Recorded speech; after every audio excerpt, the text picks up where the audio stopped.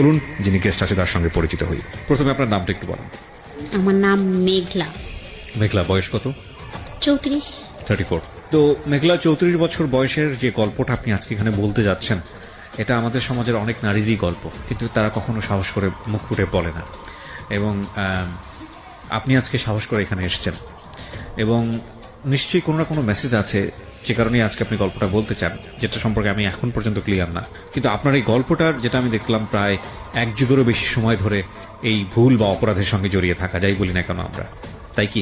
আচ্ছা, তো আমরা শুরু করি, একবার ব্যাকগ্রাউন্ড থেকে আসি, ছোটবেলা থেকে আসি। ছোটবেলা থেকে মানে আমি যখন ক্লাস 4-এ পড়ি তখন থেকেই আমি বুঝি, এর আগে আমার মনে নেই, আমি জানি না অবশ্য। আচ্ছা, ঠিক আছে। বাবা কি করতেন? কিছুই করে না। আচ্ছা। বাবা বেকার, ঘুরে ফিরে খায় দায়, এটাই। আমার দাদার অনেক জমি জমা ছিল, এগুলো বিক্রি করে আর খায়। একদম আমরা দেখছি ছোটবেলায় আমি যে আমার বাবা 34 মাস যাত্রী বলে, গরমের সময় একদম পার নিচের থেকে মাথা পর্যন্ত একটা চাদর টানে ঘুমাতো দুপুরটা। মানে এই জিনিসটা দেখতাম যে একদম ঘুম সুন্দর করে একটা ঘুম দিত, উঠতো, আবার উঠে চলে যাইতো, ওই চার দোকানেই থাকতো। মানে 3-4-এ পড়ি, তখন তো পড়ালেখা করতেছিলাম, তখন ভালোই। তখন আমাদের জমি জমা ছিল অনেক, ফসল টসল থেকেই আমাদের সংসার চলতো। আমাদের কেউ তো আর ছিল না চাকরিজীবী বা কোনো ছিল না। আমি এরকম দেখতেছি যে অনেক কষ্ট। আমার দাদি জীবিত ছিল তখন। তো আমি ছোটবেলায় দেখা যাচ্ছে আমি তো এত কষ্টই ছিল আমার মার, যে আমার মাও কাপড়ের অনেক কষ্ট করছে, খাবারের অনেক কষ্ট করছে, আমিও করছি। যে একটা সালোয়ার কামিজ পরছি, একটা দিয়ে অনেক 3 মাস পরা লাগছে। দেখা যাচ্ছে একটা সালোয়ার কামিজ আমার 3 মাস পর্যন্ত পরা লাগছে, তারপর আবার আর একটা সালোয়ার কামিজ আমার জন্য হয়তো বানানো হয়েছে। তা আমার মা অনেক কষ্ট করে আমারে বানাই দিছে। বোন তো আর ছিল না, আমাকেই দিছে। ছোট 2টা ভাই ছিল।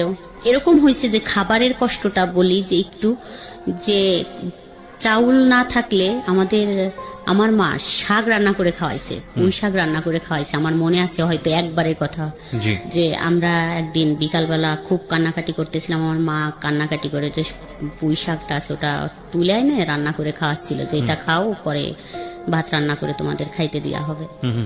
যাই হোক, এরকম 5 পাস করে 6-এ ভর্তি হলাম, 6 পড়লাম, তারপরে 7-এ উঠলাম। এভাবেই তো জীবন অনেক কষ্ট।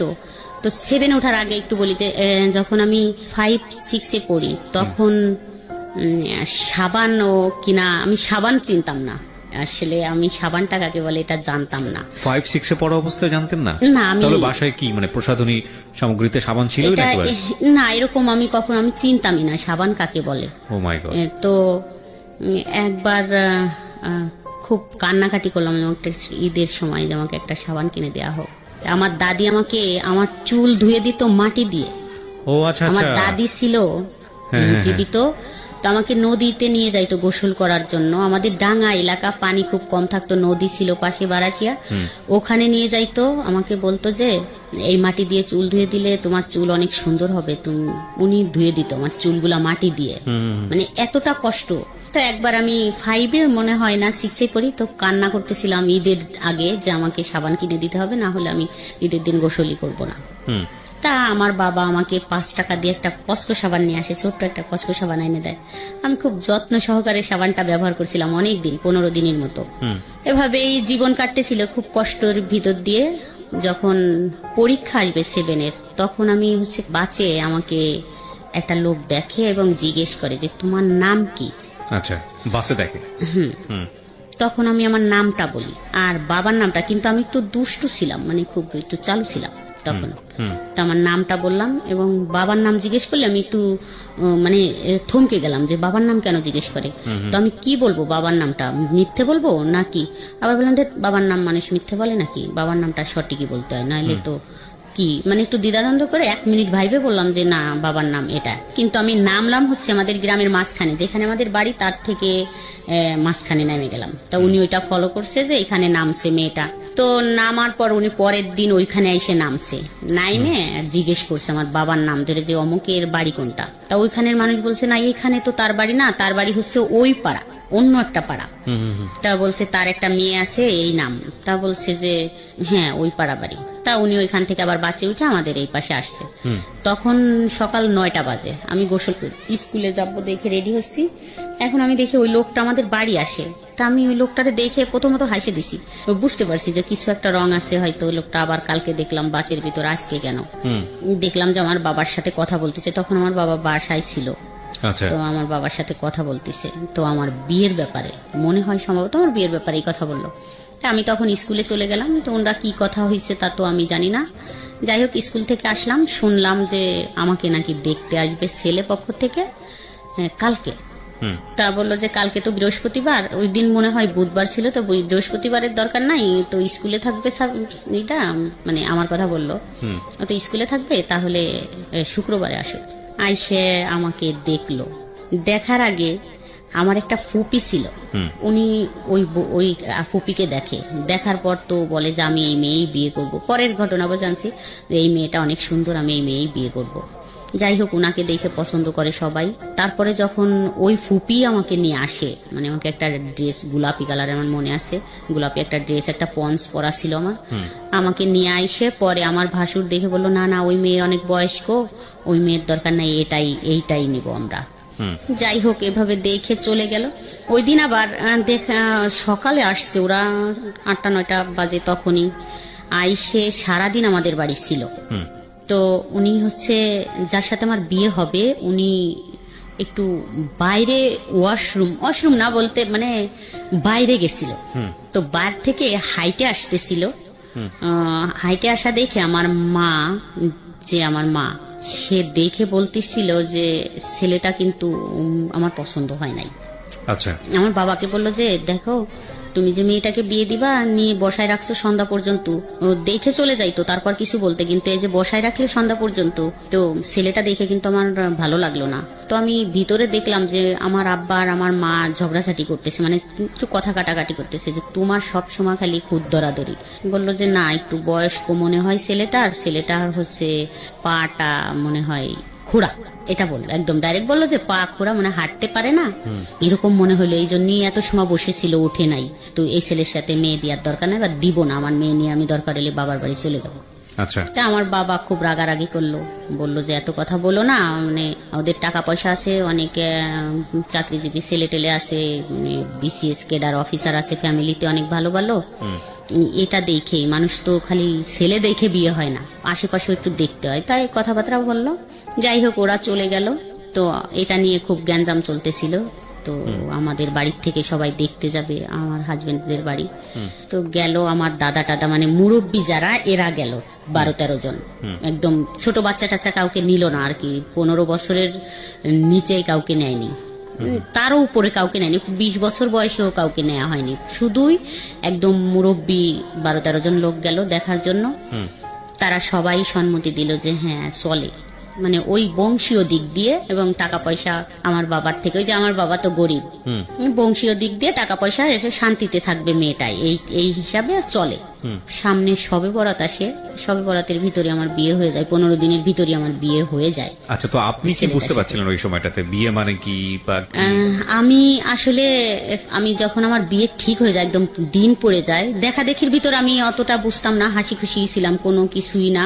কিন্তু যখন দিন পড়ে যায়, তখন আমার মা ছিল না, এই রাগারাগি করে আমার নানা বাড়িতে চলে যায়। চলে গেলে যখন বিয়ের দিন আবার একটা শুক্রবারের দিন পড়লো, তা আমি গেলাম আনার জন্য আমার মাকে, যে মা আমাকে তো বিয়ে দিয়ে দিচ্ছে, তাই তুমি কেন আসবা না? তো বললো যে আমার তো এই ছেলে পছন্দ না, তুমি তোমার বাবাকে নিয়ে তোমাদের বিয়ের শাদী, তোমার দাদি আছে জীবিত, যাও তোমরা বিয়ে শাদী করো, পরে আমি আসবো। তা আমি অনেক কান্নাকাটি করলাম যে আসো। যাই হোক, আমি মনে হয় এখন কি বলবো, আমার মনে হয় খুশি হয়েছিলাম আমি। আপনি আসলে বুঝিনি খুশি কি, দুঃখ কি, আর কষ্ট কি? হ্যাঁ, আমি কখনো বুঝিনি যে আসলে ওখানে গেলে আমার এটাই মনে হচ্ছিল যে অনেক বড় লোক, একটু আমার অনুভূতিটা বলি, যে একটু বড় লোক, তাহলে তো ভালোই, সবকিছু তো সুন্দরী, তো এখান থেকে ওখানে গেলে তো ভালোই থাকবো। আমি তো আসলে স্বামী স্ত্রী এটা ভাবিনি, আমি মনে করছি এই ফ্যামিলির থেকে ওই ফ্যামিলিতে গেলে, যেহেতু বলতেছে এত সুন্দর ঘর দরজা বাড়ি গাড়ি আছে, সবকিছু আছে, ব্যবসা করে ছেলে, অনেক টাকা আছে, তাহলে তো আমি যা চাইবো তাই পাবো। তো বিয়ের 2-3 দিন পর বিয়ে হয়ে গেল। যাই হোক, আমাকে আমার বাবার বাড়ি রাখা হলো, নিল না। তো বিয়ের মনে হয় 2-3 দিন পরেই বা পরের দিন, আমার ভালো মনে নেই, অনেকদিন আগের কথা, তো সামনে রমজান, একবারে ঈদেই আসলো। আসে পরে আমাকে নিয়ে গেল এখান থেকে। তো আমি খুব খুশি, একটা ভ্যান গাড়ি নিয়ে আসলো, তাতে আসলো হচ্ছে বর হলো আমার ননদের একটা ছেলের 4 বছর বয়স, একটা মেয়ের মনে হয় 7 বছর বয়স, আর একটা দেবর তখন আমার সাথে ক্লাস 7-এ পড়ে, আর একটা ননদ 5-এ পড়ে, আর একটা ননদ হচ্ছে একটু বড়, এরকম 4-5 জন পিচ্চি বাচ্চা এসে একটা ভ্যানে আমাকে নিয়ে গেল। আমি তো কান্নাও করলাম না, খুব খুশিতেই চলে গেলাম। অবশ্য আমাকে এখনো ওরা খেপায় যে একটু কান্নাও করনি কোনোদিন, এত খুশিতে চলে আসে। বুঝলে না কান্না করবেন, বুঝেনি তো নি আসলে কি হচ্ছে। আসলে সত্যি এটাই। আর আমি চলে আসলাম এখানে, আইসে আমি তো খুব খুশিতেই আছি, এখানেও খুশিতেই আছি। তো যাই হোক, ওই সময় 1 মাস পর না 2 মাস পর, আমি ভালো জানি না, আমার মনে নেই এতদিনের কথা, তখন আমার বাচ্চা কনসেপ্ট করে। তখন আপনার বয়স কত? তখন বিয়ের 1 বছর, ক্লাস 7-এ পড়বে একটা বাচ্চার বয়স 12 বছর সর্বোচ্চ। তখন মনে হয় 12 না 13 বছর। তখন আলটিমেটলি আপনি যখন বাচ্চা হলো তখন 14 বছর বয়স, 14 হয়ে গেছে। চিন্তা করেন অবস্থা। হ্যাঁ, তারপর? তবুও আমি তো খুশি, ভালোই বাচ্চা হবে, তো এটা নিয়ে ভালোই শ্বশুর বাড়ি আছি। আমার শাশুড়ি শুধু এক, আমার শ্বশুর নেই। তো আমি শ্বশুর বাড়ি যখন আমার বাচ্চা কনসেপ্ট করে 4 মাস হয়ে যায়, তখন হচ্ছে আমি একদম কন্টিনিউ শ্বশুর বাড়ি থাকা শুরু করলাম। আচ্ছা। এখন আর বাবার বাড়ি যাওয়াটা খুব কমই যাইতাম। ওই বাচ্চা কনসেপ্ট করার পর কিছু খাইতে পারতাম না, শুধু শুকনো মরিচ আর ভাত খাইতাম, খাইতে পারতাম না। আচ্ছা। 1 বছর পরে আমাদের একটা দোকান হয়, এখানে আমরা চলে আসি। এর মাঝখানে তো ভালোই একটু বুঝতাম না, ভালোই কাটলো। তো যখন আসলাম, তখন আসার পরে এক আপা ছিল, ওই আপা গল্প করতো তার স্বামী স্ত্রীর বিষয় নিয়ে। তো স্বামী স্ত্রীর বিষয় নিয়ে গল্প করে ওটা আমি শুনতাম, শুনতে শুনতে মানে আমার মাথাটা এমন হইলো যে আমি একটু জিজ্ঞেস করি আমার হাজবেন্ডকে যে তাহলে আমাদের বিষয়গুলো কি। আচ্ছা। তো একদিন আমি জিজ্ঞেস করলাম যে আসলে এটা তো ঠিক না। তো দেখলাম চুপ থাকে, কথা বলে না। এটা সংসার কত বছর হওয়ার পরে? 6 বছর। 6 বছর গেছে, আপনি আসলে কিছুই বুঝতেন না বিষয়টার। এর মধ্যে একটা বাচ্চা চলে এসছে, একটা বিষয় আপনি আপনার প্রতিবেশী কারো কাছ থেকে জেনেছেন, জানার পরে মনে হয়েছে যে আপনার হাজবেন্ডের ভেতরে বা আপনাদের যে কনজুগাল রিলেশনশিপ, মানে আপনাদের যে স্বামী স্ত্রীর সম্পর্ক, সেটা 8-10টা স্বাভাবিক সম্পর্কের মতো না। এবং সেই জায়গাটা থেকে আপনি আপনার হাজবেন্ডকে কোয়েশ্চেন করেছেন যে তাহলে এটা কি। তো মানে এটা যদি আপনার কানে না আসতো পাড়ার প্রতিবেশীর কাছ থেকে, তাহলে আলটিমেটলি আপনি জীবনে হয়তো কোনোদিন বুঝতেও পারতেন না যে এটা একটা সমস্যা, মানে আপনাদের মধ্যে যেটা আছে। আমার কাছে তাই মনে হয় যে উনি তো কখনো বুঝতামই না, মনে হয় যে এটা কোনো সমস্যা হতে পারে। তারপর জিজ্ঞেস করার পরে ওনার রিপ্লাই কি ছিল? উনি চুপ থাকতো, সব সময় চুপ, কথাই বলতো না। তো এত টাকা ইনকাম করতো, ওগুলো নিয়ে বাবা মা ভাই বোন নিয়েই চলতো, আমাদের প্রতি এত গুরুত্ব দিত না। আমি আর আমার মেয়েটা নিয়ে যে আমরা বাসা নিয়ে থাকতাম, এখানেও কোনো নাই। দেখা যাচ্ছে রাত 12টার পরে বাসায় ফিরতেছে, আসতেছে না বাসায়, 12টার পর ফিরতেছে। তারপরে দেখা যাচ্ছে যে বাজারটা আমাদের যদি কিছু বলতেছি যে একটা কিছু কিনে দাও, একদম না, দিবানি না বলতো না, অবশ্য বলতো দিবানি, কিন্তু ওই দিবানি পর্যন্ত, এরপর আর কখনো দেয়া হতো না, মানে দিচ্ছেই না এরকম। যদি আমাদের প্রয়োজনীয় কাপড় চোপড় লাগবে বা বাচ্চার কিছু, দিবানি পরে, এখন তার কি, এখন যাও, এরকম করে বলতো। যে আমি বাজার আনতে গেছি ওর দোকানে, বলতো যাও পরে আসো, এখন না, এরকম করতো। তাই এই একটা আসলো মাথার ভিতর যে এরকম করে, তো যা চলে যাবো এখান থেকে, থাকবো না। এটা নিয়ে যখন এখানে আসলাম আমি বাসা নিয়ে, তখন কিন্তু আমার হাজবেন্ড গায়ে হাত তোলা শুরু করলো। আচ্ছা। এখানে আসার পরে ওই যেগুলো নিয়ে চাহিদা বেড়ে গেল, এটা চা সেটা চা, বাজার ঘাট চাওয়া, তখন কিন্তু গায়ে হাত তুলতাম। মাঝে মাঝে এমন হতো যে আমার গায়ে নীল দাগ হয়ে যাইতো। আমার মেয়ে খুব কান্না করতো যে এরকম মানুষকে মারে, মানে ছোট ছিল ওটা এরকম ডলে দিত, বলতো ব্যথা লাগতেছে আম্মু, ছোট ছিল, নীল হয়ে যাইতো, মানে আমার গাটা দেখা যাইতো যে মার দিছে। এখন কেন দিত সেটাও আমি জানতাম না। অনেক সময় যে একটা বাজারের কথা বললেই এরকম মারে, তো খুব রাগ হইতো যে আমি চলে যাব, বাবার বাড়ি যাইতাম। তো বাবার বাড়ি গেলে আমার মা বলতো যে না, স্বামীর থেকে হলো আসতে হয় না, স্বামী হচ্ছে অনেক জিনিস, স্বামী খুশি না থাকলে ভেস্তে যাওয়া যায় না বা শান্তি হয় না, মানুষ ভিকে করে খায়, এটা যাও। তো আমি সকালে গেলে বিকালেই আমাকে পৌঁছে দিত যে যাও চলে এখনই। আবার আমি চলে আসতাম এখানে, এরকম কিছুদিন কাটলো। তারপরে যাই হোক, ওই আপার ওই কথা শুনে এখন আমার মাথায় আসলো যে যা, এখন আমি একটা প্রেম করব, আমার মাথায় এরকম আসলো। আমি কিছুতেই ওখান থেকে বেরোতে। হাজবেন্ডকে যখন জিজ্ঞেস করলেন তখন আপনার হাজবেন্ড কি বললো? কিছু বলতো না, চুপ থাকতো। আচ্ছা, তখন আপনার মনে হলো যে আপনি একটা প্রেম করবেন। আচ্ছা, আর ওই যে বাজারঘাট সবকিছু সমস্যা মিলিয়ে যে এটা কথা বললাম, একবার বললাম যে তাহলে চলো যাই একটু ডাক্তার দেখাই, যদি ডাক্তার বলে যে কখনো সুস্থ হবে না তাহলে আমার কোনো অবজেকশন নাই, আমি কিছু বলবো না। যদি ডাক্তার বলে যে না এটা সুস্থ হবার না, কিন্তু যদি সুস্থ হয় ওষুধ খাইলে তাহলে খাও, যেহেতু টাকা আছে, তার টাকা ছিল, এটা আমার ছিল, মানে আমার ভিতরে এটা অভিযোগ ছিল যে টাকা আছে যেহেতু কিছু টাকা খরচ করো, কিন্তু সে আর নারাজ, কোনো টাকাই সে খরচ করবে না, মানে ডাক্তারই সে দেখাবে না। অর্থাৎ আমি জানছি যে সে ডাক্তার দেখাইয়েই বিয়ে করছে। আচ্ছা, ডাক্তার কি বলেছে? ডাক্তার দেখাইয়েই বিয়ে করছে। ডাক্তার বলছে যে আপনি দ্রুত বিয়ে করে ফেলেন, না হলে আপনার আরো সমস্যা হবে, যা কখনোই ভালো হওয়া সম্ভব না। ওকে ওকে, যে কারণে সে এরকম বিয়েটা নীরব করেছে। থাকে। এবং আরেকটা বড় বিষয় যেটা হচ্ছে যে এইরকম একটা পরিবার, ওনার তো মোটামুটি সম্পদশালী ছিলেন আপনাদের তুলনায়, এবং এত ছোট একটা বাচ্চাকে তার বিয়ে করার প্রশ্নই ওঠে না। আপনার সাথে আপনার হাজবেন্ডের বয়সের পার্থক্য কত? 19 বছর। Can you even imagine guys, 19 বছরের ছোট একটা বাচ্চাকে, সে ক্লাস 7-এ পড়ুয়া একটা বাচ্চাকে বিয়ে করেছে। So it was A plan, যাতে করে বাচ্চা এই ধরনের সম্পর্কে নাই, বাচ্চা কিছুই বুঝবে না, এবং তার যে ফিজিক্যাল মানে ডেফিসিট বলবো না, ফিজিক্যাল প্রবলেম যেটা আছে সেটা যাতে করে সে না বুঝে। এবং এটা খুব টেকনিক্যালি উনি খুব সুন্দরভাবে এটাকে মেনটেন করেছেন। ফরচুনেটলি আর আনফরচুনেটলি যাই বলি না কেন, এই ভদ্রমহিলা সংসার করার 6 বছর 7 বছর পরে গিয়ে সে বুঝতে পেরেছে, তাও অন্যের প্রতিবেশীর কোন এক ভদ্রমহিলার কথা শুনে, মানে তাদের মধ্যে যেসব বিষয় নিয়ে যখন 4-5 জন মহিলা একসঙ্গে আলাপ আলোচনা করতেন, ডিসকাশন করতেন, ওই সময়টাতে উনি বুঝতে পারেন যে কি রে, ব্যাপারগুলো তো আমাদের মধ্যে এরকম না। তো সামহাও এটা নিয়ে তার হাজবেন্ডকে যখন তিনি চার্জ করেছেন তখন হাজবেন্ড সাইলেন্স ছিল। শুধু এটাই সমস্যা ছিল না, ওনার কথা অনুযায়ী আরো যে সমস্যাগুলো, সেটা হচ্ছে যে যেভাবে টেক কেয়ার করা উচিত, উনি প্রচুর পয়সা কামাতেন, সেভাবে টেক কেয়ার তিনি করতেন না। আচ্ছা, তারপরে আপনি নিজে থেকে একটা ডিসিশন নিয়ে ফেললেন যে না আমি প্রেম করব। প্রেম তো আসলে করবো এরকম বা করবো এরকম একটা প্ল্যান করে হয় না, এটা মানুষের জীবনে আসে, কিন্তু আপনি প্ল্যান করছিলেন যে না আমার একটা প্রেম করা উচিত। যাই হোক, তারপর মানে আমাকে খুব মারে আর এবং শ্বশুর বাড়ি নিয়ে যায়, যাই হোক একটা কারণে নিয়ে যায় মারে আমাকে। আমরা যেখানে বাসায় ভাড়া থাকি সেখান থেকে আমার শ্বশুর বাড়ি আমাকে নিয়ে যাওয়া হয় ডাইকে, নিয়ে যায় ওখানে যায় আমাকে আমার ভাসুর বলে যে এই কথাটা কে বলছে তোমাকে সেটা বলে, একটা কথা ছিল কিন্তু আমি বলতে চাচ্ছিলাম না দেখে ওরা ওই ভাসুর দাঁড়ায় থাকে এবং আমার হাজবেন্ড আমাকে খুব মারে। তো মারলে ওই দিন আমাকে যখন নিয়ে আসে আমাদের বাসার থেকে, সেদিন আমার বাচ্চা দুইটা আমার বাসায় ছিল এবং আমাকে নিয়ে যায়।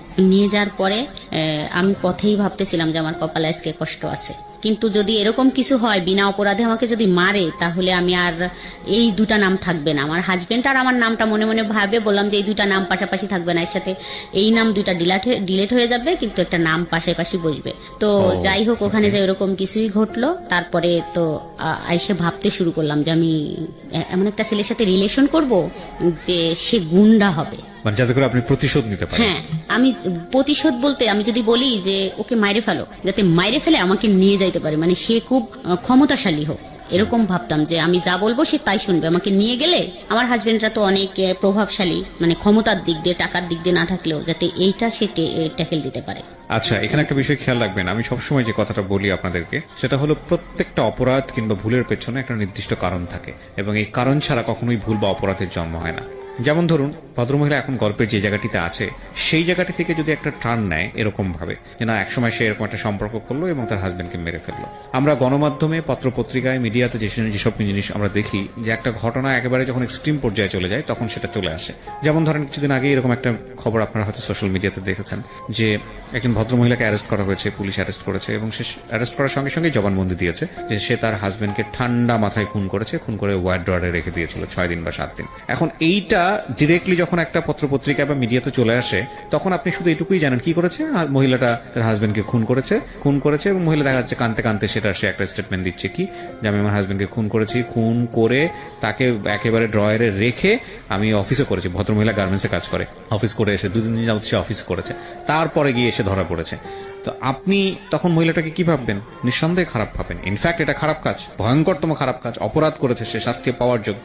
কিন্তু যখন আপনি স্টোরিতে যাবেন, বিহাইন্ড দ্য স্টোরিতে যাবেন, আপনি হয়তো এই যে এইরকম যদি একটা স্টোরি থাকে যে গায়ে হাত তুলেছে, 6-7 বছর ক্লাস 6-7-এ পড়া অবস্থায় তাকে বিয়ে করেছে এবং বিয়ে করে তাকে 6-7 বছর ফিজিক্যালি টর্চার করেছে, এবং এক পর্যায়ে গিয়ে যখন সবকিছু সে জানতে পেরেছে তখন আলটিমেটলি তাকে কিভাবে দমানো যায় সেজন্য পাশবিক নির্যাতন করছে, এবং তারপরে এরকম একটা ঘটনা ঘটে গেছে। সো আমি সবসময় বলি যে রেজাল্ট দেখে কখনোই উত্তেজিত হওয়া উচিত না। বা একটা ডিসিশন নিয়ে ফেলা উচিত না যাতে করে আরেকটা ভুল হওয়ার সম্ভাবনা থাকে। সবসময় বিহাইন্ড দ্য স্টোরিতে যাওয়া উচিত, আমি মনে করি এটা। হ্যাঁ, ডেফিনেটলি আইন নিজের হাতে তুলে নিলে তো সেক্ষেত্রে নিজের শাস্তি পেতেই হবে, এবং সেক্ষেত্রে কেউই রেহাই পায় না। যাই হোক, বলেন তারপর কি হলো? এগুলো ভাবতেছি, মানে ভাবতে তো আর সময় লাগবে, সম্পর্ক হইতেও তো সময় লাগে, এরকম তো খুব মানে প্রতিশোধ নিতে হবে আর কি। প্রতিশোধ, মানে আমার এখান থেকে বেরোইতে হবে এটাই ছিল, যে আমি তো আমার বাবা মার কাছে যাচ্ছি। আচ্ছা। ওরা তো ওই যে আমার হাজবেন্ডের টাকায় কিন্তু আমার বাবার বাড়ি চলছে। এখানে আর একটু বলি যে আমার যে 3টা ভাই, এরা তো বড় হয়ে গেল আস্তে আস্তে। তো ওই যে আমার বাবা তো কাজ করে না কিছু, তো আমার হাজবেন্ড আবার আমার মাকে খুব হাত করছে।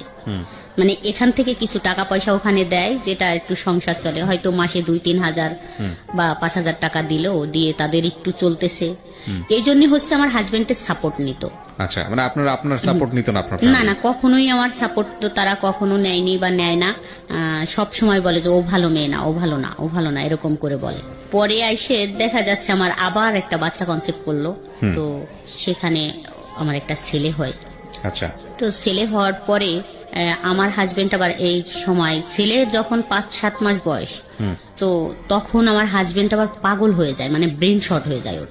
আচ্ছা। তো 9 মাস থাকে একটানা এইভাবে পাগল অবস্থায়। তো আমি ছোট বাচ্চা নিয়ে ওনাকে খুব কষ্ট করে সুস্থ করে তুলি, 9 মাস পর্যন্ত লাগে। উনি তখন হচ্ছে পুলিশ দেখলে ভয় পাইতো বা আর্মি দেখলে ভয় পাইতো। এটা যাই হোক, এরকম করে আমি সুস্থ করে আবার দোকানে ফিরাই আনি। ওখানে আমি খুব শক্তভাবে দাঁড়াই। তখন থেকে আমি একটু বাইরে বেরোনো শুরু হয়ে গেল, রাস্তাঘাটে, বাজার টাজারে। আর আমার ছেলেটা দেখার পরে আমার হাজবেন্ড আবার একটু চেঞ্জ হয়ে গেল। আচ্ছা। তখন ছেলে হওয়ার পরে খুব বাজার টাজার আর কষ্ট টষ্ট দিত না, খাওয়া দাওয়ার তখন থেকে যে বাজারটা চাইলেই দিত, ওগুলো খুবই করতো, টেক কেয়ার করা শুরু করলো।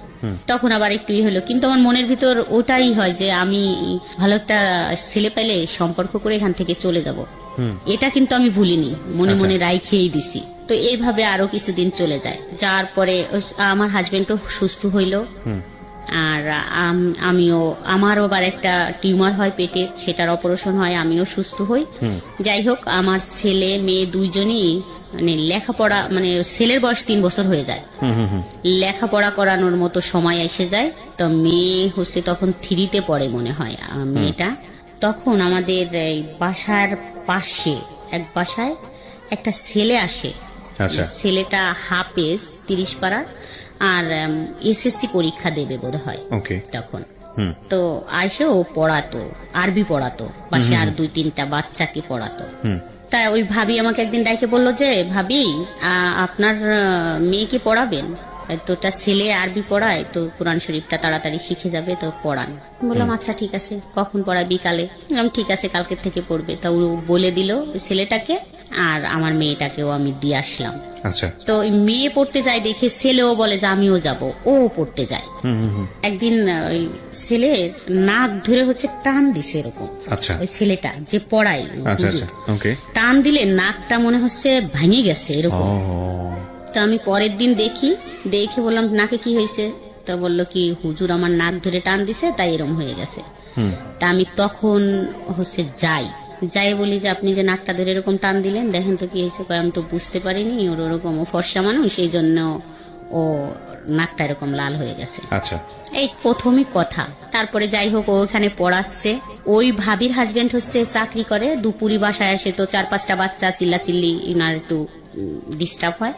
তা আমাকে একদিন বললো যে, ভাবি আপনাদের ঘর তো ফাঁকা থাকে, কেউ থাকে না, তা আপনার ঘরে যদি ও পড়ায় তাহলে একটু ভালো হয়। আপনার ভাই তো এসে একটু দুপুরে ঘুমাইতে পারে না, শুইতে পারে না, ওরা বাচ্চারা পড়ে, অত 4-5টা বাচ্চা চিল্লাচিল্লি। তা আমি বললাম ঠিক আছে, কোরআন শরীফ পড়বে তো পড়াক। তো আমাদের বাসায় নিয়ে আসলাম, যে আমাদের বাসায় বসে বসে পড়াতো। তখন তো ওই ছেলেটা হচ্ছে যেহেতু হাফেজ, তো 18-19 বছর বয়স। আচ্ছা আচ্ছা। তো একেবারে ছোট না যে 14-15 বছরে এসএসসি দিচ্ছে, তা না, 18-19 বছরই বয়স তখন। তো আমরা আবার মাঝে মাঝে শ্বশুর বাড়ি যাইতাম, কাছাকাছি যেহেতু শ্বশুর বাড়ি। তো ছেলেটা ওই অনেক দূর থেকে আসতো পড়াইতে, আমাদের ঘরে তালা দেয়া দেখে আবার ফিরে যাইতো। তো একদিন বললো যে, আপনি তো থাকেন না বাসায়, তো ফোন নাম্বারটা দিয়ে যান অথবা আমারটা নিয়ে যান, যা হইলে বললে আমি আর আসবো না আপনাদের এখানে। আগের থেকে বললেন যে আমরা বাসায় থাকবো না, তাহলে চলে গেলাম, আসলাম না। তো আমি আইসে এত দূর হাইটে ফিরে যাই তালা দিয়া দেখে। বললাম ঠিকই তো, এরকম তো ভালো হয়, বলে দিলাম যে আইসেন না, আজকে আমরা বাসায় থাকবো না। তখন হচ্ছে ফোন নম্বরটা নেওয়া হলো।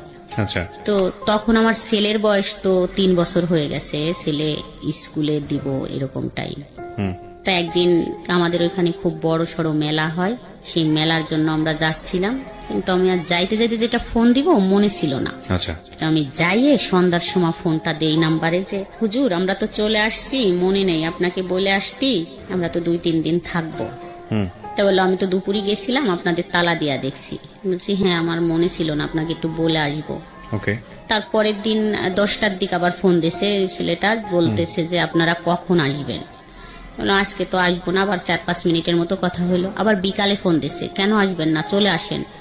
বললাম না আজকে তো বিকাল হয়ে গেছে, আজকে আসবো না, কালকে আসবো। তারপরের দিন সকালবেলা একদম ঘুম থেকে উঠলেই ফোন দিছে যে এখনই চলে আইসেন কিন্তু। তো আমরা তো সেদিন চলেই আসবো। আসার পর এরকম ফোনে কথা বলাটা আস্তে আস্তে শুরু হলো এই ছেলেটার সঙ্গে? হ্যাঁ। আচ্ছা, কথা বলতে বলতে তো এই ফোন দেয়, আমাদের বাসায়ও তো 2-3 ঘন্টা থাকে পড়ায়, টাইমটা দুপুর থেকে বিকাল পর্যন্ত থাকে। আবার বিকালে চলে যাচ্ছে, যাওয়ার পর আবার ফোন দিচ্ছে, কি করতেছেন। বলতাম যে কি ব্যাপার ফোন, তো কথা বললে কি হয় এরকম। যাই হোক আস্তে আস্তে আগালাম যে ঠিক আছে, তো একটু দুষ্টামি করি কথা বলতেছে যখন।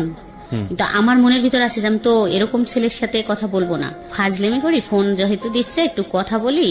কিন্তু আমি যখন এরকম ছেলে পাবো যে গুন্ডা মস্তান টাইপের, তখন আমি তার সাথে রিলেশন করব, যাই হোক এরকম পলাবো। তো এর সাথে কথা বলতেছি বলি, তো 1 মাস পর বাদ দিয়ে দেবো, এরকম মনে হইলো তখন যে 1 মাস পর বাদ দিয়ে দেবো কথা বলা। তো আমি 1 মাস কথা বললাম, রেগুলার প্রতিদিন কথা হইতো, সন্ধ্যার পর 1-1.5 ঘন্টা, তারপরে দিনে 2-3 বার। কি বলতেন 1-1.5 ঘন্টা একটা অচেনা অপরিচিত মানুষ? জানি না কি কথা হইতো, এরকম 1-1.5 ঘন্টা কথা হইতো। যাই হোক 1 মাস পর যখন ভাবলাম যে এটা তো ভালো না, যেহেতু আমি বিবাহিত, আমি বললাম যে আমি তো বিবাহিত আর তুমি ছোট মানুষ, এটা ঠিক না। আপনার চেয়ে ছোট ছিল বয়সে? হ্যাঁ আমার থেকে একটু ছোট ছিল। একটু বলতে কত বছরের ছোট? 6 বছরের। 6 বছর, এটা একটু না ভালোই ছোট। তারপরে বললাম যে না কথা বলো না, তুমি ছোট মানুষ আর আমি তো বিবাহিত, যাই হোক কথা বলার দরকার নাই। কিন্তু সে বলল যে না, কথা না বললে বাঁচবো না, তো মরে যাব। ওকে, সে জানতো যে আপনি তার চেয়ে বয়সে বড়? হ্যাঁ, বাচ্চা 2টা আমাদের বাসায় আসতো, পড়াইতো তো। না ঠিক আছে, কিন্তু বয়সে বড়টা তো জানতো। তারপরে তো বললাম না এটা কি বলো, এরকম কি সম্ভব নাকি কথা বলা। ওকে আপনি করে বলতো? হ্যাঁ তখন আপনি করে বলতো। হ্যাঁ, 3 মাস যখন কথা বলা হয়, 3 মাস পরে তা আমাদের ফান টান করতেন, ফাজলামো করতেন, মানে কথার মধ্যে ফাজলামো করা, এই যে ও যে বললো না বললে মরে যাবো মুখ টমুক, এগুলো কি ফান করে বলেছে, মজা করেছে? না, কখনো এরকম মজা করে বলেনি। ঘুমের ট্যাবলেট খাবো এটা সেটা সিরিয়াসলি বলতো। আরে আপনি কি তাকে কোনো প্রকার লাই দিয়েছিলেন, মানে সুযোগ দিচ্ছিলেন যে কোনোভাবেই হোক আপনার প্রতি এরকম কোনো সুযোগ কি দিচ্ছিলেন? এরকম বুঝিনি এরকম সুযোগ, কিন্তু ভালো লাগতো। আচ্ছা, কথা বলতে ভালো লাগতো, ঠিক আছে, দেখতেও ভালো লাগতো। ওকে, এবং আপনার যে ভালো লাগতো এটা কি ও বুঝতো? হ্যাঁ। ওকে, ঠিক আছে, তাহলে তো ঠিকই আছে, ও ওর জায়গা থেকে যেভাবে ফল ইন হওয়ার কথা সেভাবেই হয়েছে। তারপর 3 মাস পর কথা বলার, আমাদের ওখানে একটা অনুষ্ঠান হচ্ছিল, গানের অনুষ্ঠান, ঢাকা থেকে অনেক শিল্পী টিল্পী গেছিল।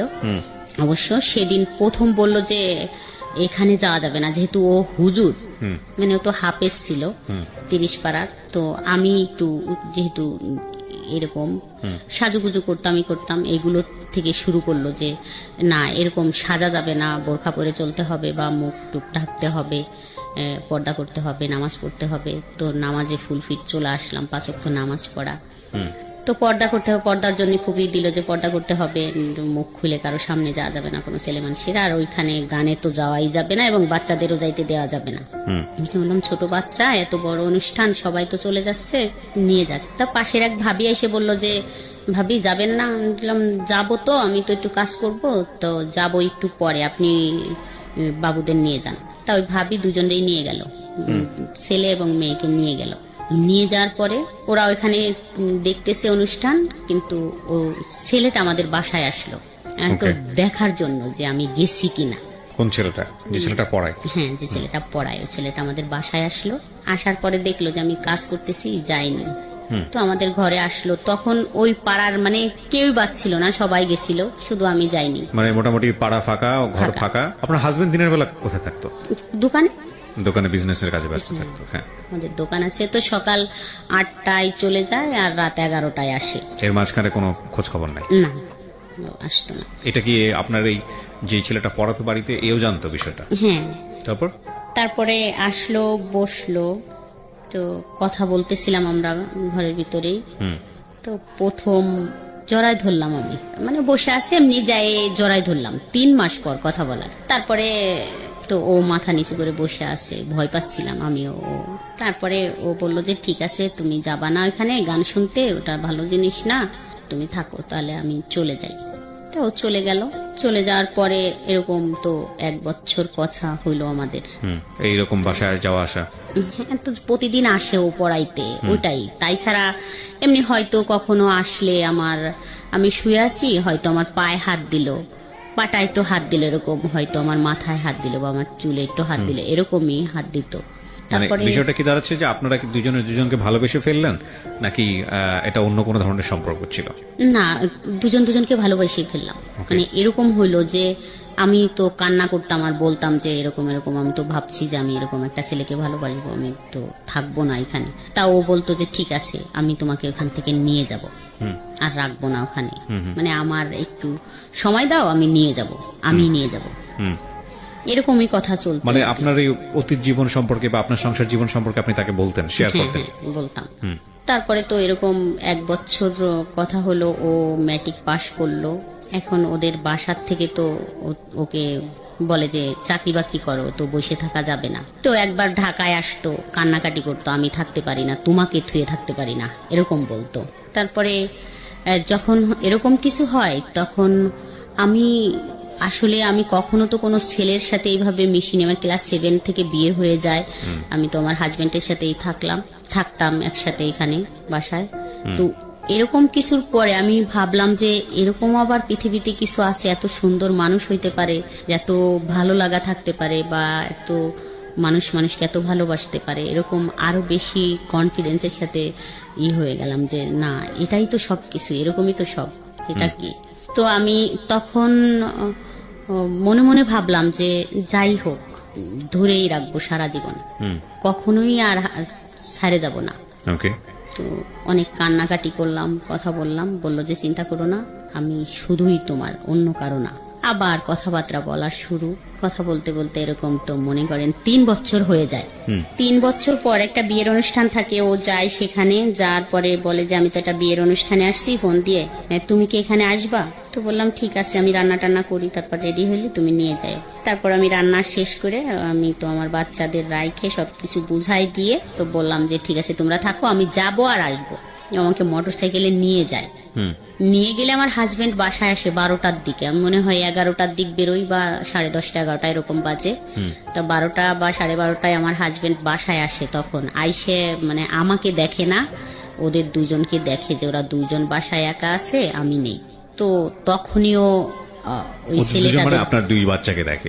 হ্যাঁ, তখনই ওই ছেলেটাদের বাসায় যায়, মানে কিছুই জানে না বা কোনো কিছুই না, কিন্তু আমাকে দেখতো আশেপাশের মানুষ। আমি ফোনে সারাক্ষণ কথা বলতাম, যে খালা টালা যাদের বলতাম, ভাবি টাবি, ওরা বলতো তোর তো কান নষ্ট হয়ে যাবে, তুই ফোনে কথা বলিস এইভাবে, তোর কান নষ্ট হয়ে যাবে। তো ওইটা বুঝতো যে আমি ফোনে কারোর সাথে কথা বলি। কিন্তু আমার হাজবেন্ড একবারে ডাইরেক্ট ওদের বাসায় যায় বলে যে আপনার ছেলে আমার বউ নিয়ে চলে গেছে, আরো 10 লক্ষ টাকা নিয়ে গেছে, আমার বউ নিয়ে আসেন, আমার 2টা বাচ্চা রাইখে নিয়ে চলে গেছে। এর আগ পর্যন্ত কি এই ছেলেকে নিয়ে আপনার সঙ্গে কোনো কথাবার্তা হয়েছে? আপনার হাজবেন্ডের কোনো কিছু কথাবার্তা হয়নি? কোনো হাজবেন্ড বললেন মানে কারোই কোনো কথাই হয় নাই। আপনার হাজবেন্ড এই ছেলেটাকে সন্দেহ করে এরকম কোন আচরণ দেখিয়েছে? না, ও তো কখনো দেখেইনি যে ও কখন বাসায় আসে আর কখন যায়। আপনার বাড়ির আশেপাশে কেউ কি সন্দেহ করতো এই ছেলেটাকে নিয়ে? এই ছেলেটাকে নিয়ে সন্দেহ করতো, যে ফোনে কথা বলতাম এটাই সন্দেহ করতো, যে ফোনে কথা বলে। ফোনে কার সঙ্গে কথা বলে সেটা কি জানতো? সেটা কেউ জানতো না। তারপরে ধাম করে গিয়ে সে ওই বাড়িতে গিয়ে বলে যে আপনার ছেলে নিয়ে চলে গেছে। এখন হ্যাঁ, ও ওদের বাড়ি গেছে, যাইয়ে ওর বোন আছে। বাড়ি কত দূর ছিল আপনাদের এখান থেকে? আমাদের থেকে অল্প একটু দূর, কতটুকু বলবো, হাফ কিলো কিলোর থেকেও কম। আচ্ছা, হেঁটে যাওয়া গেলে কতক্ষণ লাগে? 5 টাকা রিক্সা ভাড়া বা ভ্যান ভাড়া 5 টাকা। ঠিক আছে, কাছাকাছি। হ্যাঁ, কাছাকাছি একদম। তো যাই বলে, আর আমি তো সত্যি সত্যি ওর কাছেই ছিলাম, যেহেতু ওই বিয়ের অনুষ্ঠানে। তা ওর বোন হচ্ছে ফোন দিয়ে ওকে বলে যে তুই যে ওকে নিয়ে গেছিস এখানে, তোর হাজবেন্ডটাই সেই দেখ কি করতেছে, ও যদি তোর কাছে থাকে তাহলে ওকে পৌঁছে দি তাড়াতাড়ি, না হলে কিন্তু ঝামেলা করবে। ওই যে ক্ষমতা, সেই ক্ষমতা দেখাচ্ছে। ও আমাকে মোটরসাইকেলে আমার মামা বাড়ি দিয়ে আসে, আমাকে প্রশ্ন করতে থাকে যে আমি কোথায় তোমাকে দিলে ব্যাপারটা ঠান্ডা হবে। তো আমি ভাবলাম যে তাহলে আমার মামা বাড়ি যদি তুমি দিয়ে যাও, তাহলে আমি বলবো যে আমি তো মামা বাড়ি আসছিলাম, তাহলে হয়তো ব্যাপারটা একটু মেনটেন হবে। তো আসলাম মামা বাড়ি দিয়ে, ও মোটরসাইকেল টানতে, তো আমাদের বাসার এখানে আইসে আমার হাজবেন্ডের দোকানেই সরাসরি আসছে, আইসে কথা বলছে, আপনি এরকম যাই বলছেন, আপনি আমি ওকে নিয়ে গেছি, কই আমি তো নিয়ে জানি, আমি তো বাসায়, আর আপনার ওয়াইফ কোথায় গেছে আপনি খুঁজে দেখেন, এরকম কিছু বলতেছিল। তখন হচ্ছে আমাদের রিলেশন 2-3 বছর হয়ে গেছে। আচ্ছা, তারপরে আমি যে মামা বাড়ি আমাকে নামাই দিল, ও বাড়িও খোঁজ অনেক হয়ে গেছে, ফোনে তো সবার কাছে জানাজানি হয়ে গেছে, আমাকে পাওয়া যাচ্ছে না, চলে গেছি আমি এরকম। তা ওই মামিরে বললাম, আমার মামিরে, যে মামি এরকম তো করছে, তাহলে আমাকে কিভাবে পৌঁছে দিয়ে আসবেন, আসেন, আমার তো ভয় করতেছে। তারপর বললো, তুই সত্যি কথা বলতো, তুই কোথায় ছিলি? তা আমি সত্যি বললাম যে ওর সাথেই ছিলাম, ওই ছেলেটার সাথে ছিলাম, এরকম একটা ছেলের সাথে কথা বলি, ছেলেটা কিন্তু অনেক সুন্দর দেখতে, আর আমি কিন্তু ওর সাথে চলে যাব। ওই মামিকে বললাম, আমি কিন্তু ওকে বিয়ে করব, এটা একটু সময় লাগবে ওর চাকরির জন্য, তাই তুমি আমাকে যেভাবে পারো ঘরে দিয়ে আসো। তখন মামির কাছে ডিসক্লোজ করলেন? হ্যাঁ বললাম। তো ওই মামি আমার একটা মামাতো ভাইকে ডাইকে বলল যে এই ঘটনা। তা ওই মামাতো ভাই বলল যে তাহলে ছেলেটাকে ডাকতো, তোকে দিয়ে আসার আগে ছেলেটাকে দেখি, যে আসলে ছেলেটা তোর কথা মতো যদি সুন্দর হয়, ভালো হয় ছেলেটা, তাহলে আমরাই তোর এর থেকে বের করব, মানে এখানে ডিভোর্স আর ওইখানে বিয়ে দিয়ে দেবো, এরকম কথা হলো। আমি ফোন দেওয়ার সাথে ও আবার চলে আসলো আমার মামা বাড়িতে। তা আসার পর বলল যে কেন আসবো? তা আমি বললাম যে তোমাকে দেখতে চাচ্ছে, যদি কথাটা যেহেতু এরকম হয়েছে যে চলে গেছে, তাহলে ওরা যদি দেখে তোমাকে ভালো লাগে, তা বলছে তাহলে এখানে এরকম কিছু হবে, যে ওখান থেকে ডিভোর্স, আর এখানে তুমি আমার 2-3 মাস অপেক্ষা করার পর তোমার সাথে আমার বিয়ে হবে, ওরা বলতেছে। তা ও রাজি হলো, ও চলে গেল ওখানে। কি করতো তখন? ও তখন কিছু করতো না। বয়স কত তখন ছিল ওর? এসএসসি পাশ করছে মাত্র, 19। চিন্তা করেন অবস্থা। ওকে, তারপরে ও যাওয়ার পরে মানে আমার ছোট ভাই ওই আমার মামার বাড়িতে একটা মোটরসাইকেল নিয়ে গেছে। ও যাওয়ার পরে কথা হলো, আমার মামার সাথে কথা হলো, বলল যে পছন্দ করো? তা বললো যে হ্যাঁ। তাহলে কি করবা? বললো যে আপনি যেটা বলেন। মামা বললো তাই কি করবো? আমি কি বলবো তোমারে, ও তো একজনের বউ। তা বললো ঠিক আছে, ওখান থেকে নিয়ে আসার ব্যবস্থা করেন, তারপরে এটা মিউচুয়াল হলে আমি ওকে বিয়ে করব, নিয়ে যাব এখান থেকে, আপনার টেনশন নাই। তারপরে ওইভাবে কথা সেটেল হয়ে ওকে বললো যে তাহলে ঠিক আছে, আমি ওকে উঠাই দিয়ে আসি বাসে। পাশেই রাস্তা, হাইওয়ে নিয়ে গেছে, কিন্তু আমাকে ফোন দিয়ে বলতেছে এখানে কিছু লোক আমাকে আটকে রাখছে, তুমি একটু আসো। তো আমি, ছেলেটা আমাকে ফোন দিয়ে বললো যে আমাকে তো এখানে আটকে রাখছে, তুমি একটু আসো, দেখো আমাকে তো বাসে উঠতে দিচ্ছে না, আমাকে যাইতেই দিচ্ছে না।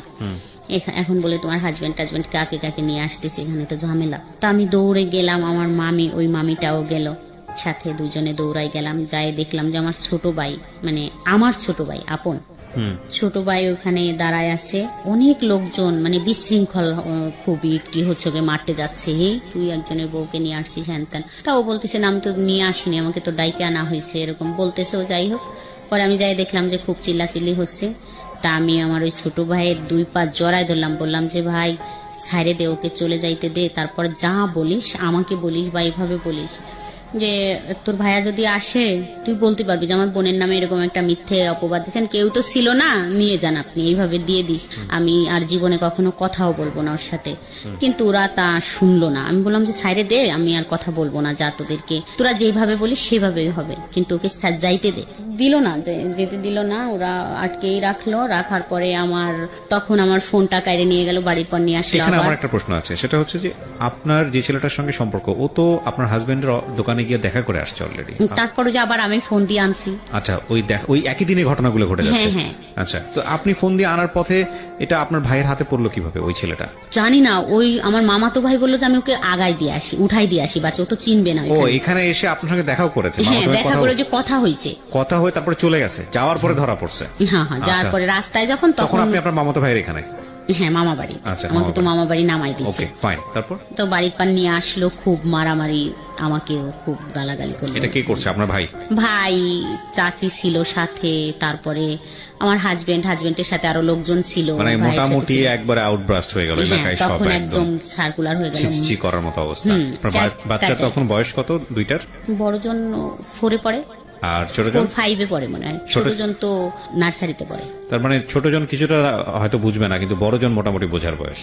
খুবই দুঃখজনক আসলে। যাই হোক, তারপর আমার বাবার বাড়ি নিয়ে আসা হলো, আমার মামা বাড়ির থেকে নিয়ে আসে, ওখানে খুব মারামারি ধরাধরি হইলো। তো খুব হাতে পায়ে ধরলাম যে মারামারির দরকার নাই, ঠিক আছে যা বলবে সেটাই শুনবো, ছেড়ে দাও।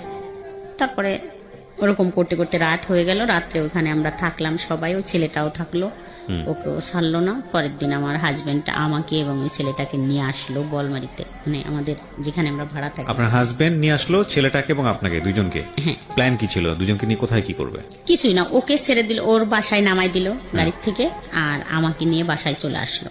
আচ্ছা, ইন্টারেস্টিং।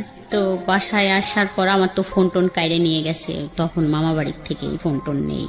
হ্যাঁ, না কিন্তু যখন লোকজনের মধ্যে ধরে এই পেটাপিটিটা হচ্ছে তখন ওই ছেলেটা কি বলতেছিল? তার মাঝখানে বলল যে ও তো চুপ একদম, ওকে তো যে পাচ্ছে সেই মারতে যাচ্ছে, থাবড়াথাবড়ি দিচ্ছে। থাবড়াথাবড়ি মানে মারতে যাচ্ছে। ওর এলাকার লোকজন, ওর বাড়ির লোকজন কেউ নাই ওর এলাকায়। ওর চাচাকে বলছিল, ওর চাচা তো হতভম্ব, ওর চাচা খুব ভালো নাম করা লোক। তারপর নিয়ে আসলো যখন, পরের দিন, সেদিন তো সকালবেলা আমি বাসায় কাজ করলাম, পরের দিনকে থেকে হলো এরকম শুরু হলো আইসে বলা যে চলে গেলে, বাইরে চলে গেলে, 10 লক্ষ টাকা নিয়ে গেলে, এত সোনা নিয়ে গেলে।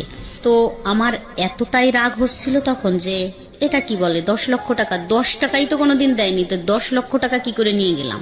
মানে শুধু এটাই আমার তখন রাগ হচ্ছিল যে আমি 10 লক্ষ টাকা কোথায় পাইলাম। আর বলতো যে আমি মানে তখন 2টা ব্লাউজ বানাইছি, বলে কি 2টা বানাইছি, তা মানে 100টা ব্লাউজ বানাইছি। এটা আমাকে এতটাই করলো যে 100টা ব্লাউজ বানাচ্ছি। তাই একজন এসে বলল যে 100টা ব্লাউজ বানাই নিয়ে গেছো আর 10 লক্ষ টাকা নিয়ে গেছো, এরকম বলতেছে, সোনা টোনা সব নিয়ে গেছো। তো খুব খারাপ লাগলো যে যা বলছে তো থাকবোই না এখানে, আর থাকবো না। তখন আবার ফোন টোন নাই কাছে যে একটু যোগাযোগ করব। 5 দিন চলে গেল এরকম কথা শুনতে শুনতে, আমি তো খুব হয়ে গেলাম যে এত কথা আর শুনতে ভাল লাগতেছে না। পরে আমার মেয়েটাকে পাঠালাম ওদের বাসায়, মানে ওদের ওইখানে, বললাম যে যাও তো তুমি দেখা করে আসো গে কি করে। তা ও গেল, ও তখন মাদ্রাসায় পড়তো, মনে হয় ক্লাস 6-এ পড়ে। গেছে, যায় দেখে কি খুব জ্বর, খুবই জ্বর, যে মারামারি করছে, অত চিল্লাচিল্লি করছে, ভয় পেয়ে গেছে, খুব জ্বর, শুয়ে আছে। তা ওকে ও যায় যখন ওইখানে দাঁড়াইছে, তা জানালা দিয়ে দেখছে যে রাস্তায় ও দাঁড়ানো, তো বুঝতে পারছে। তা ও একটা ফোন, ওর একটা ফোন ছিল ঘরে, ওর ছোট্ট ফোন, ওই ফোনটা ওকে দিয়ে বলছে তোমার আম্মুকে দিবা, লুকায় কেউ যেন না দেখে। তা একটা ফোন আর একটা সিম ঢুকায় দিয়ে দিল। তো আমারও খুব রাগ হচ্ছিল এরকম করে বলে। তখন আইসে, এর আগে তো একটু যাই হোক সম্পর্ক ছিল, ওই রকমের গভীর সম্পর্ক ছিল না, তখন হয়তো যদি একটু সহানুভূতি দেখাইলে মনে হয় বাদ হয়ে যাইতো বা কথা বলা, ওই যে 5 দিন বলিনি, আস্তে আস্তে ঠিক হয়ে যাইতো। কিন্তু ও ফোনটা দিল, আর ও তো ছেলে মানুষ, হয়তো মনে মনে ভাবছে যে আমাকে মারলো এইভাবে, যা কিছু একটা করবই। তারপরে ফোনটা দিল, তো লুকায় লুকায় কথা বলতাম। তারপরের থেকে তো সব আরো বেশি হইলো, যা এখান থেকে এখানে আর থাকবো না, ওরকম 10 লক্ষ টাকা নিয়েই পলাবো, ওর থেকে কিছুদিনই করব, 10 লাখ টাকা যখন হবে তখন নিয়েই পলাবো, তো 2-1 বছর বা থাকবো, এই করবো। কিন্তু তখন থেকে একদম কন্টিনিউ কথা এমন ভাবে শুরু হলো যে আমি অ্যাডিক্টেড হয়ে গেলাম, যে আমি এখন আর 1 সেকেন্ডও ওকে ছাড়া থাকতে পারি না। তখন থেকে আমার হাজবেন্ডের সাথে আমি টোটালে 3 বছর একটানা শুধু হাই হ্যালো কথা যেমন এমনই একটানা 3 বছর একই ছাদের নিচেই থাইকে, কি বলবো, কখনো সে আমার দিকে একটু ফিরেও তাকায়নি। এখানে একটা কথা বলি প্রিয় শ্রোতা, আপনারা জাজমেন্টে যাবেন না। কার জাজমেন্টে যাবেন না? আজকে যিনি গেস্ট তাকে জাজমেন্টে নেবেন না। তার জীবনের ঘটনা এগুলো আমরা প্রচার করছি কি কারণে, যাতে করে আর অন্য মানুষের জীবনটা এরকম না হয়। ঘটনাগুলোকে আপনি কিভাবে দেখবেন সেটা আপনার ব্যক্তি স্বাধীনতার বিষয়। একই ঘটনাকে 100 জন মানুষ 100 রকম ভাবে দেখতে পারেন। তবে আমরা উৎসাহ দিচ্ছি আপনাকে ওনাকে জাজমেন্টে না নেওয়া, কারণ ওনার জীবনে যেটা ঘটেছে সেটার পেছনে যুক্তি ছিল। আপনার জীবনে যাতে না ঘটে সেজন্যই এই ঘটনাকে সামনে নিয়ে আসা, ঠিক আছে? এটা মনে রাখতে হবে যে একটা মেয়ে প্রাপ্তবয়স্ক হয়ে একজন মানুষের সংসারে যাওয়া, প্রাপ্তবয়স্ক শব্দটা এই কারণে বলছি, শুধু বয়স বাড়া না, জ্ঞানের দিক থেকে প্রাপ্তবয়স্ক হওয়া, শরীর বা প্রকৃতিগতভাবে যে প্রাপ্তবয়স্ক ব্যাপার আসে সেগুলো হওয়া, তারপরে একটা মানুষের সংসারে গিয়ে সেটাকে মানিয়ে নেয়। কিন্তু একটা জিনিস দেখেন, ওর ক্লাস 7-এ থাকতে বিয়ে হয়েছে এবং উনি বুঝেই না বিয়ে কি, সেরকম সময় একটা বিয়ে হয়ে গেল। সাবালক হওয়ার বিষয়টাও বিয়ের পরে, এবং তারপরে সংসার জীবনে গিয়ে কিছু জায়গায় ডেফিসিয়েন্সি পেয়েছে, সেগুলো মানুষের কাছ থেকে জানার পরে তারপর একটা ছেলের সাথে ইনভলভ হওয়া, সেখানে গিয়ে এগুলো তার বয়ঃসন্ধিকালে ঘটনাগুলো ঘটছে। সুতরাং একটা মানুষকে যদি আপনি ওইটা চিন্তা করেন যে একটা ঘরে থেকে সে আরেকজনের সাথে প্রেম করছে বা অন্যান্য বিষয়গুলো করছে, হ্যাঁ অবশ্যই এটা অযৌক্তিক, অন্যায়, কিন্তু এটাও মানতে হবে যে সে যে পারিবারিক ব্যাকগ্রাউন্ড থেকে এসছে বা তার যে বয়স, সেই জায়গাটা থেকে এগুলা তার জায়গাটা থেকে প্রাসঙ্গিক ছিল নাকি অপ্রাসঙ্গিক ছিল। ভাবনার জায়গাগুলোকে একটু ইলাবোরেটলি রাখেন, সবসময় একটা স্কেলে কাউকে মাইপেন না, এবং মূল কথা হচ্ছে মাইপেনই না, কারণ এটা তার জীবনে ঘটেছে, প্রচার হচ্ছে এই কারণে যাতে আপনার জীবনে না ঘটে। সুতরাং ওইখান থেকে ঘটনাগুলোকে দেখার চেষ্টা করেন। আর আনফর্চুনেটলি আমাদের সোশ্যাল মিডিয়া বলেন বা অন্যান্য জায়গাগুলোতে বলেন, যখন কোন একটা ঘটনা ঘটে সবাই পণ্ডিত হয়ে যায়, সবাই জ্ঞান দেওয়া শুরু করে, মনে হয় যে একেবারে ফেরেস্তার মতো, কার জীবনে কোনো কিছু ঘটেনি, গালি গালাজ থেকে শুরু করে তার দিকে আঙ্গুল তোলা থেকে শুরু করে সবকিছু। আরে ভাই, এই আঙ্গুলটা ওপর দিকে মানে সামনের দিকে না দিয়ে আঙ্গুলটা নিচের দিকে দিলে জীবনটা অনেক বেশি সহজ হয়, সুন্দর হয়। এবং এই জন্যই মূলত এনারা আসেন কষ্ট করে, যাতে করে আপনারা ভুলটা না করেন। তো আপনার হাজবেন্ড নিশ্চয়ই বুঝতো যে এই সময়টাতে আপনি এই ছেলেটার প্রতি অনেক বেশি ডেভোটেড, কথা বলতেছেন তার সঙ্গে, এটা কি বুঝতো সে? না, মানে আর বুঝতো না যে কথা হয়। আচ্ছা, এটা আপনি গোপন করতেন? হ্যাঁ, আচ্ছা। ফোনটা আমি সাইলেন্টই থাকতো সবসময়। আমি মাঝে মাঝে এসে দেখতাম, যখন দেখতাম যে একটা কল আসছে, ও ছাড়া তো আর কেউ দেবে না কল ফোনে। তো যখন দেখতাম যে একটা কল আসছে, তখন আশেপাশে দেখতাম যে কেউ আছে কিনা, মানে জায়গা খুঁজে গোপন ভাবে তাকে ফোন করতেন। ঘরে- আচ্ছা, তো আপনি যে সিদ্ধান্ত নিয়ে ফেলেছেন ছেলেটার সঙ্গে আপনি সংসার করবেন, তাহলে তো সময় নিচ্ছিলেন কেন? ওই যে ওর দিক দিয়ে ও তো কিছু করে না। ও কিছু করে না। আর আমার তো 2টা বাচ্চা, যেহেতু আমি মেয়েটার হাতের দিকে তাকায় দেখতাম যে এই হাত দিয়ে আমি যদি একে রাইখে যাই, তাহলে নিশ্চয়ই কেউ একে কারো কাছে দেবে। কারণ আমার হাজবেন্ড তো দ্বিতীয়বার বিয়ে করবে না, যেহেতু সে তো অসুস্থ, সে তো বিয়ে করবেই না। তো মেয়েটা কারো কাছে দিয়ে দেবে, যে কেউ পালুক, ফুপি বা চাচি।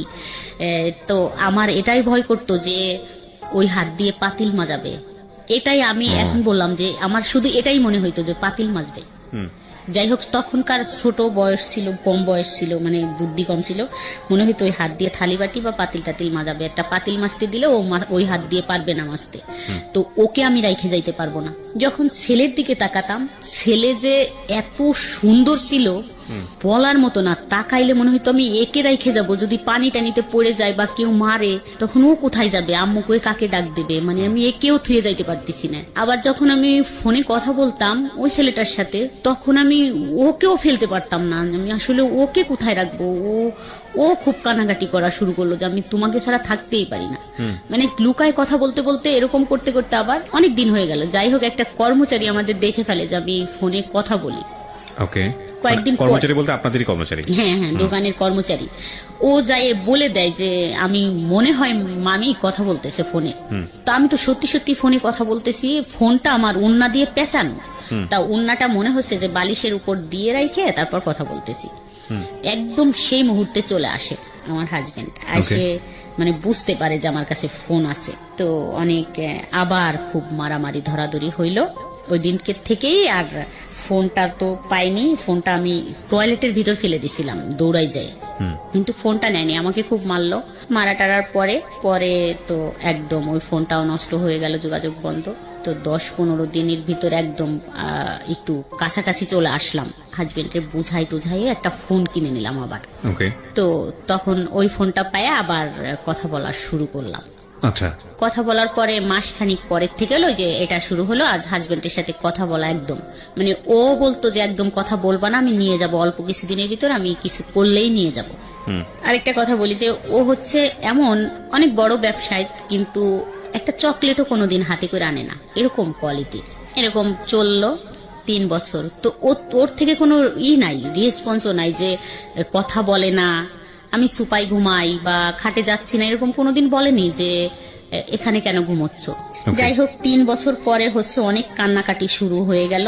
ও ভয় পাওয়া শুরু করলো যে আমি যদি তোমাকে নিয়ে চলে যাই তাহলে তো অবস্থা কাহিল হয়ে যাবে, মানে এমন হয়ে যাবে যে তুমি তো বুঝতেছো, ওখান থেকে আমাকে চাপ দেবে, আমাদের বাড়ি অনেকই করবে, একবার হয়ে গেছে, আমি তোমাকে নিয়ে চলে যাইতে পারবো না, তুমি এখান থেকে বেরোয় যাও, তুমি ডিভোর্স নাও, তারপরে আমি তোমাকে ওখান থেকে বিয়ে করে আনতে পারবো, তখন তো তোমার সাথে জড়ানো কেউ থাকবে না, কে বিয়ে করলো কে নিল না নিল এটা জানবেও না। আচ্ছা, এটা তার খোঁজ খবর করার থাকবে না। কিন্তু আমি কিছুতেই এটা আর করতে পারতেছিলাম না। মানে আমার হাজবেন্ড এমন হলো যে একদম টু শব্দই করে না, বাসায় আসলে সে মানে একটা হেঁচিও দেয় না, একদম আসে চুপ করে কাঁথামুড়িতে শুয়ে আছে, মানে শুয়ে আছে।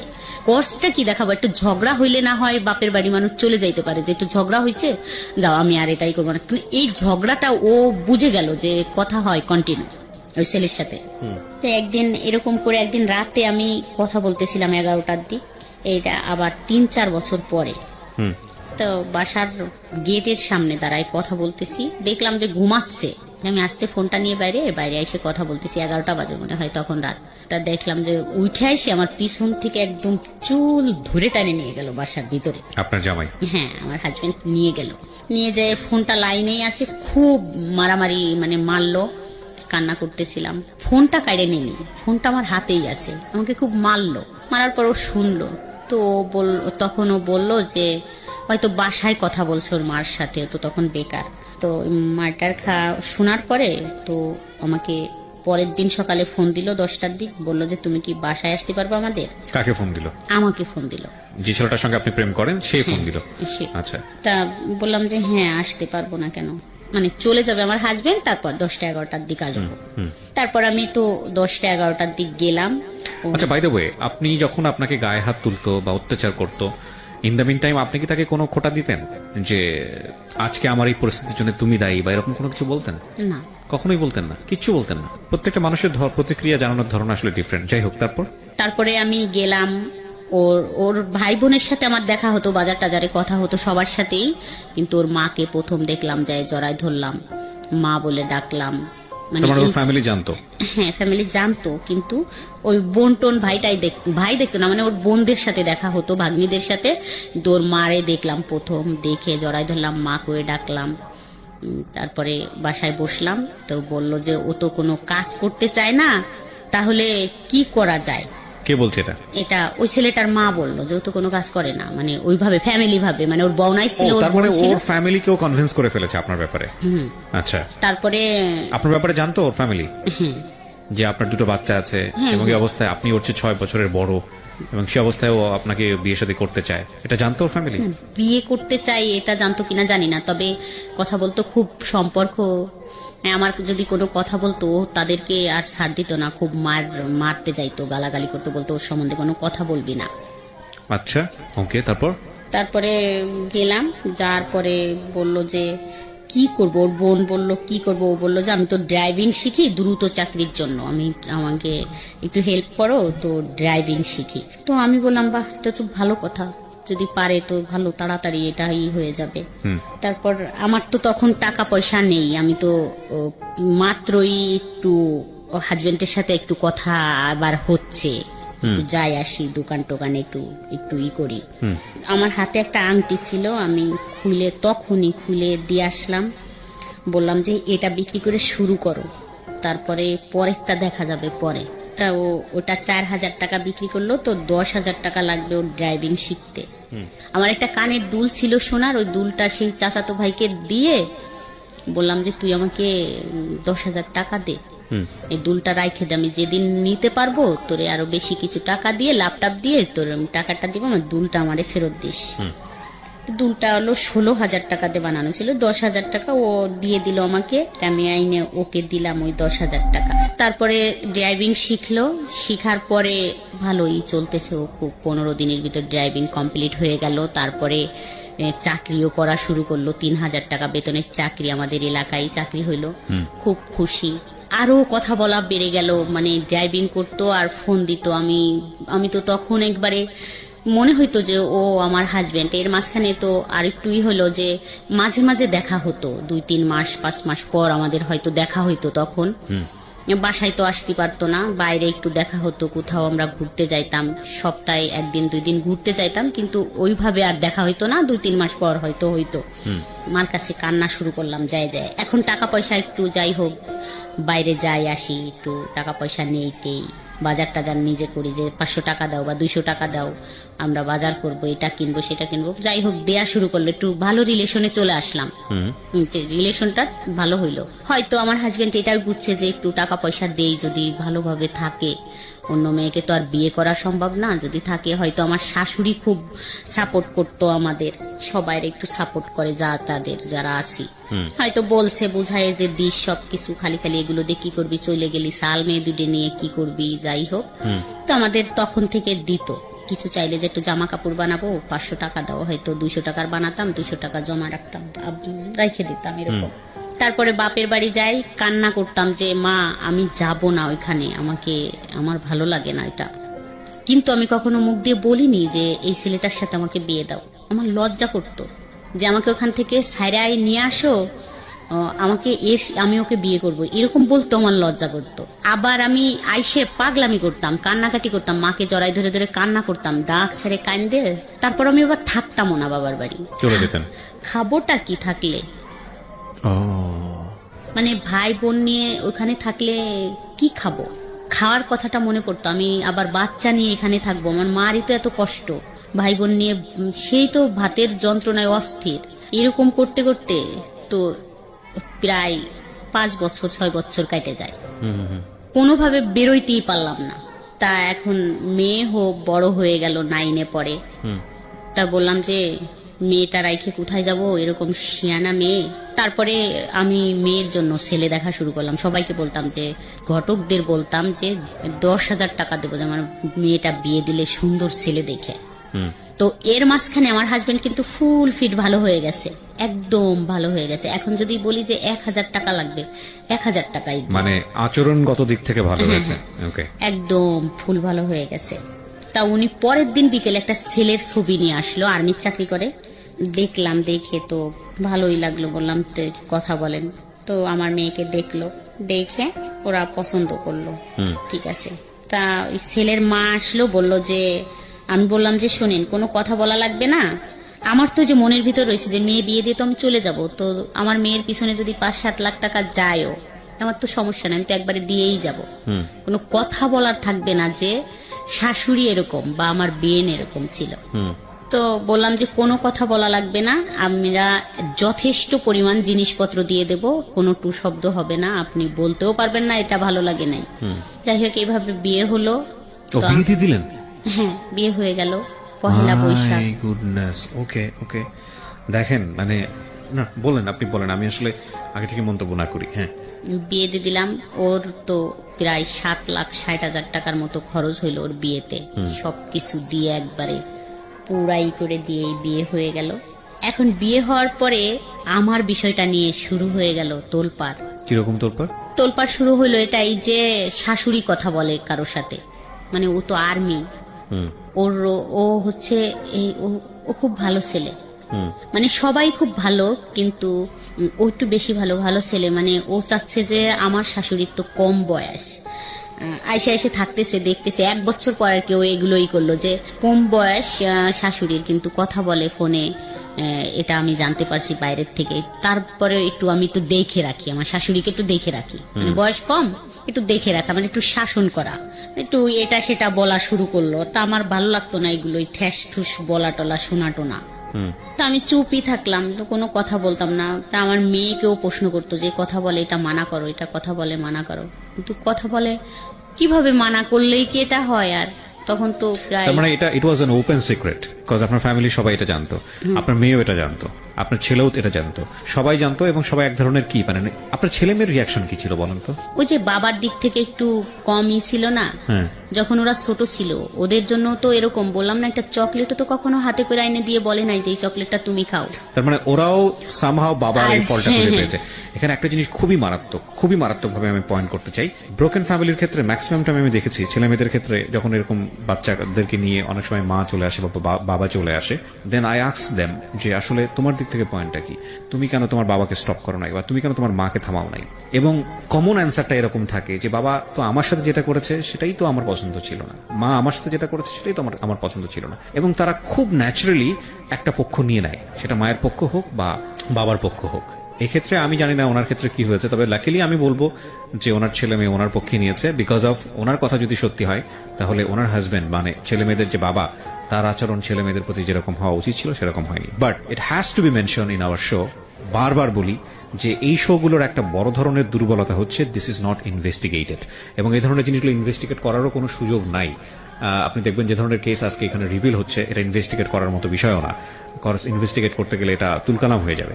আর প্রথম কথা হচ্ছে আমরা ইনভেস্টিগেট করতেও চাই না, বা আমাদের এটা একটা দুর্বলতা, আমরা সেটা বলি। তো সেই জায়গাটা থেকে একটা গল্প বিশ্বাস করা, চরম পর্যায়ে বিশ্বাস করার একটা যৌক্তিক ব্যাখ্যা অনেক সময় প্রশ্নবোধক। মানে যদি বলি যে আসলে বিশ্বাস করাটাও একটা প্রশ্নবোধক ব্যাপার হয়ে দাঁড়ায়। কারণ একজন মানুষ যখন নিজের গল্পটা বলেন তখন কিন্তু তিনি নিজেকে সাফাই করেন, খুব স্বাভাবিকভাবেই সাফাই করেন। তো সেই জায়গাটা থেকে তাকে বিশ্বাস করাটা খুব কঠিন। আমরা এই জন্য বলিও যে আমাদের এই গল্পটা যে হুবহু আপনাকে বিশ্বাস করতে হবে, বিষয়টা এরকম না। তবে মোরাল অফ দ্য স্টোরি আছে যে কারণে আপনি শুনতে পারেন, যেটা হয়তো আপনার ব্যক্তি জীবনে কাজে লাগবে। জি বলেন। তারপর তো আপনার ছেলে মেয়ে কখনোই আপনাকে বারণ করেনি বা কখনোই আপনাকে প্রশ্ন করেনি যে মা এই কাজটা ঠিক হচ্ছে না বা এটা করো না? না, কখনো এরকম ওরা বলেনি।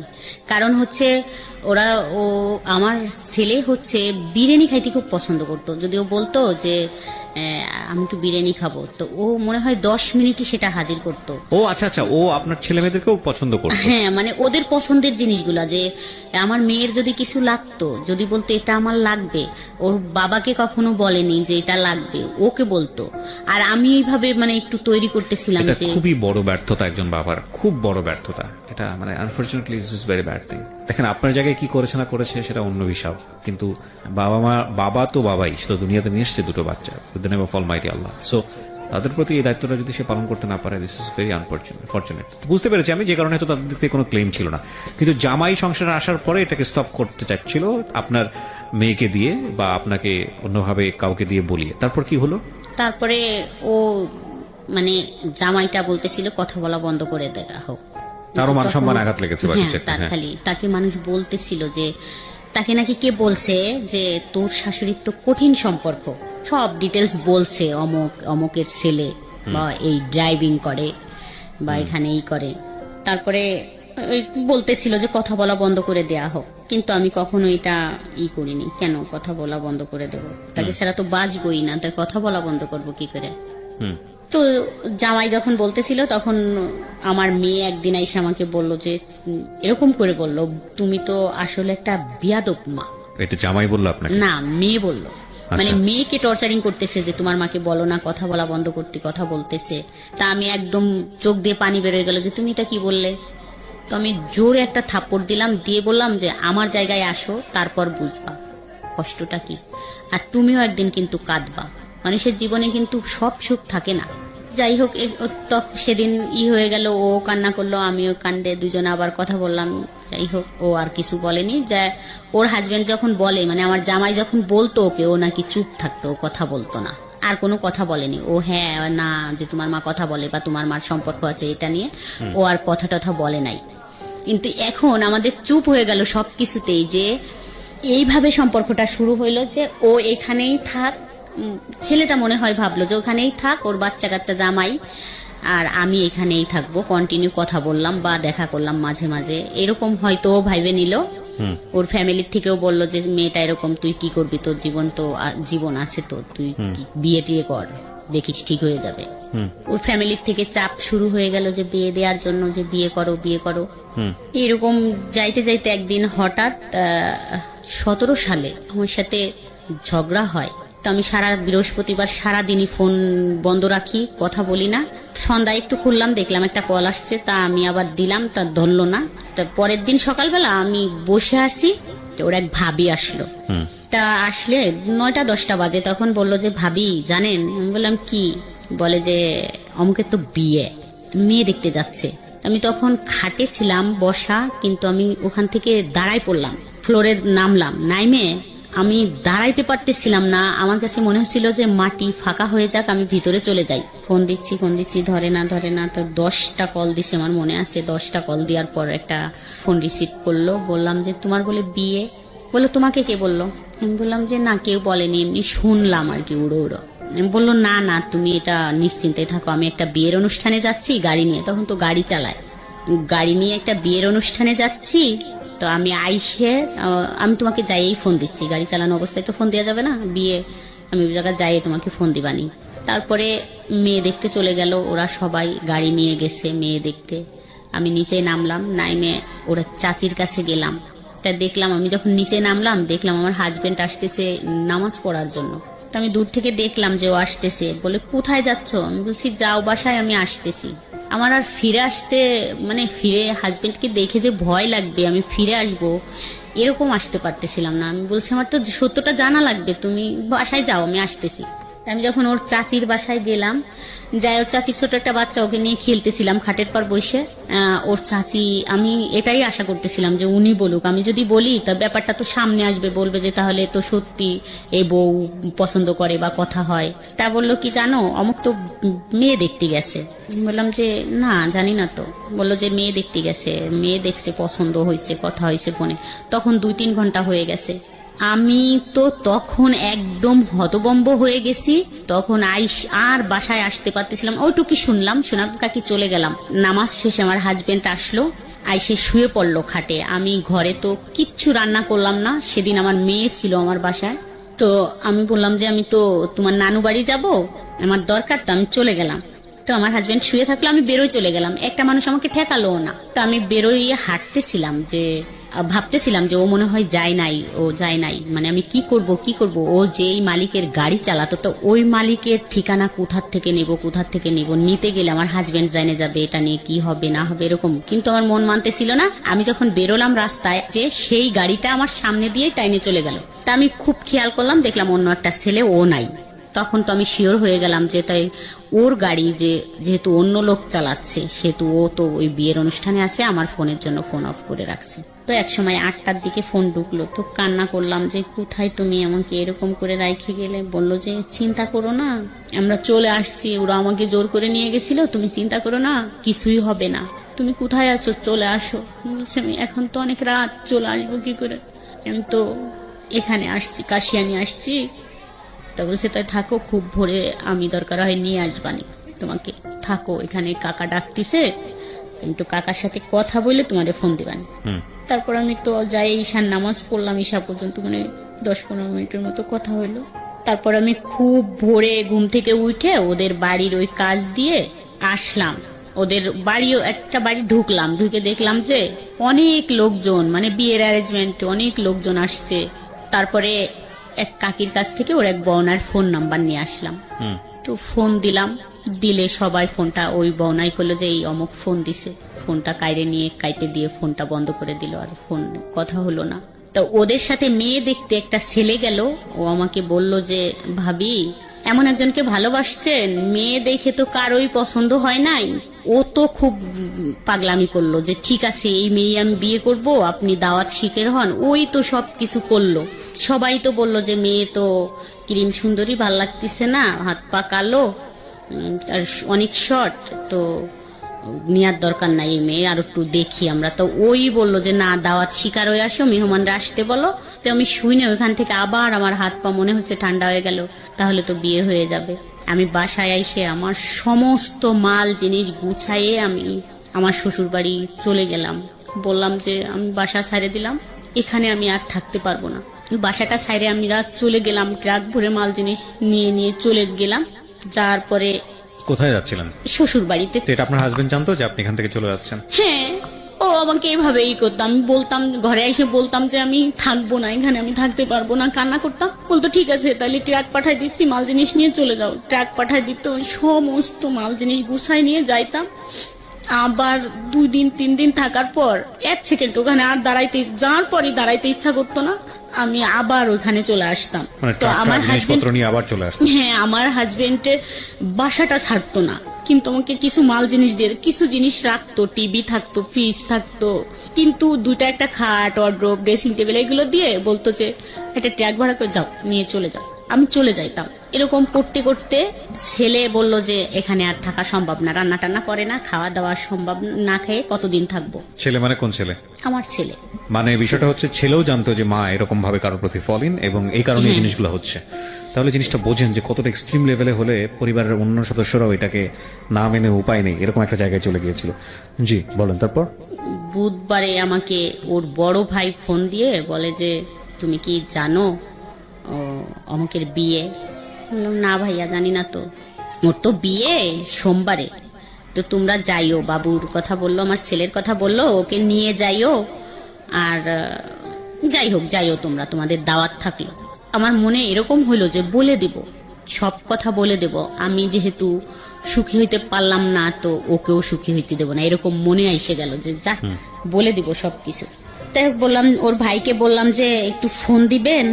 ওর ভাই বললাম তো কেবলমাত্র আসছি, তো কালকে হচ্ছে ওর গায়ে হলুদ, আর ওদের বাড়িও গায়ে হলুদ। তা কি কথা বলবেন, আমি যে যাই দিন ফোন। তো যাই হোক, বাবুকে রাইখে আমি যখন সন্ধ্যায় ব্যাকে আসতেছিলাম, তখন বাবুর ফোনটা আমাকে দিয়ে দেয়, মানে আমার ছেলে যেই ফোনটা ব্যবহার করে ওই ফোনটা আমাকে দিয়ে দেয়। ও ছোট একটা বাটন ফোন ওকে রাইখে ওকে দেওয়া হয়। তা ও ফেসবুক চালাতো ওই তখন থেকে। তা আমি ওই ফেসবুক দেখতে দেখতে আসতেছিলাম, আমাকে বুঝাই দিল যে আম্মু এইভাবে এভাবে দেখো। তো দেখতে দেখতে আসতে আসতে তখন আমি একটা লেখা পড়লাম যে অধিকার কেউ কাউকে দেয় না, আদায় করে নিতে হয়। কোথায় বললেন? বাসের মধ্যে? হ্যাঁ, বাসের ভিতর এই লেখাটা আমি পড়লাম যে অধিকার কাউকে দেয় না কেউ, কিন্তু আদায় করে নিতে হয়। তখন আমার একটা হইলো যে তাহলে আমার অধিকার আমি আদায় করেই নিব। আবার আর একটা হয়ে গেল, মাথার ভিতর ঢুকলো যে একই তো আমি সুখী হইতে দেবো না, বলে দিব আমি এই সব কথা বলবো ওদের, এই জন্য যাতে ও বিয়ের পর কোনোদিন আমাকে ফোন না দিতে পারে। এটা একটা ছিল আমার পয়েন্ট, ছিল যে ও যাতে কোনোদিন আমাকে হ্যালো না বলতে পারে। আর দ্বিতীয়ত অধিকার তো দেবে না, অধিকার আদায় করে নিব, এতে যদি আমার অধিকারটা ফিরে আসবে। তো আমি এসে রাত 11টার দিক ওদের বাড়ির ওইখানে নামে দেখি যে গানের শব্দে কান ঝালাপালা।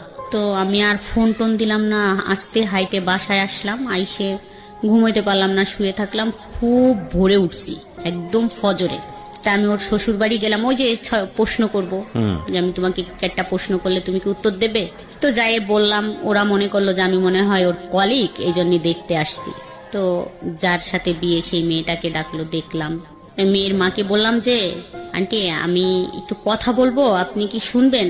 তা বললো আচ্ছা ঠিক আছে। উনি আমাকে পাশে ডাইকে নিয়ে গেল, নিয়ে আমি ফোন দিলাম। ফোন দিয়ে বললাম আমার ফোনে তো টাকা নাই, ব্যাগ দাও। সাথে সাথে ব্যাগ দিল। ওই মেয়ের খালা আর মা আমার সাথে থাকলো। ব্যাগ দেওয়ার সাথে তো ওই মেয়ের খালা ঢাকা থাকে, খুব চালু।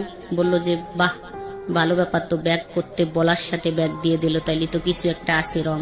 তা বললো যে দেখছিস আপা, ব্যাগ করার বললো যে ব্যাগ দাও, টাকা নাই, সাথে সাথে ব্যাগ দিল, তাইলে তো ওই ছেলের কিছু, মানে আমি কিছুই বলছিলাম না তখন। ওরা বলে যে যাই হোক বিয়ে ভাঙতে গেছে, কিন্তু আসলে আমি বিয়ে ভাঙতে গেছিলাম না। তা আমি ফোনটা হ্যালো বলার সাথেই ওর শাশুড়ি আরেকটা ছেলেকে ডাইকে নিয়ে আসলো।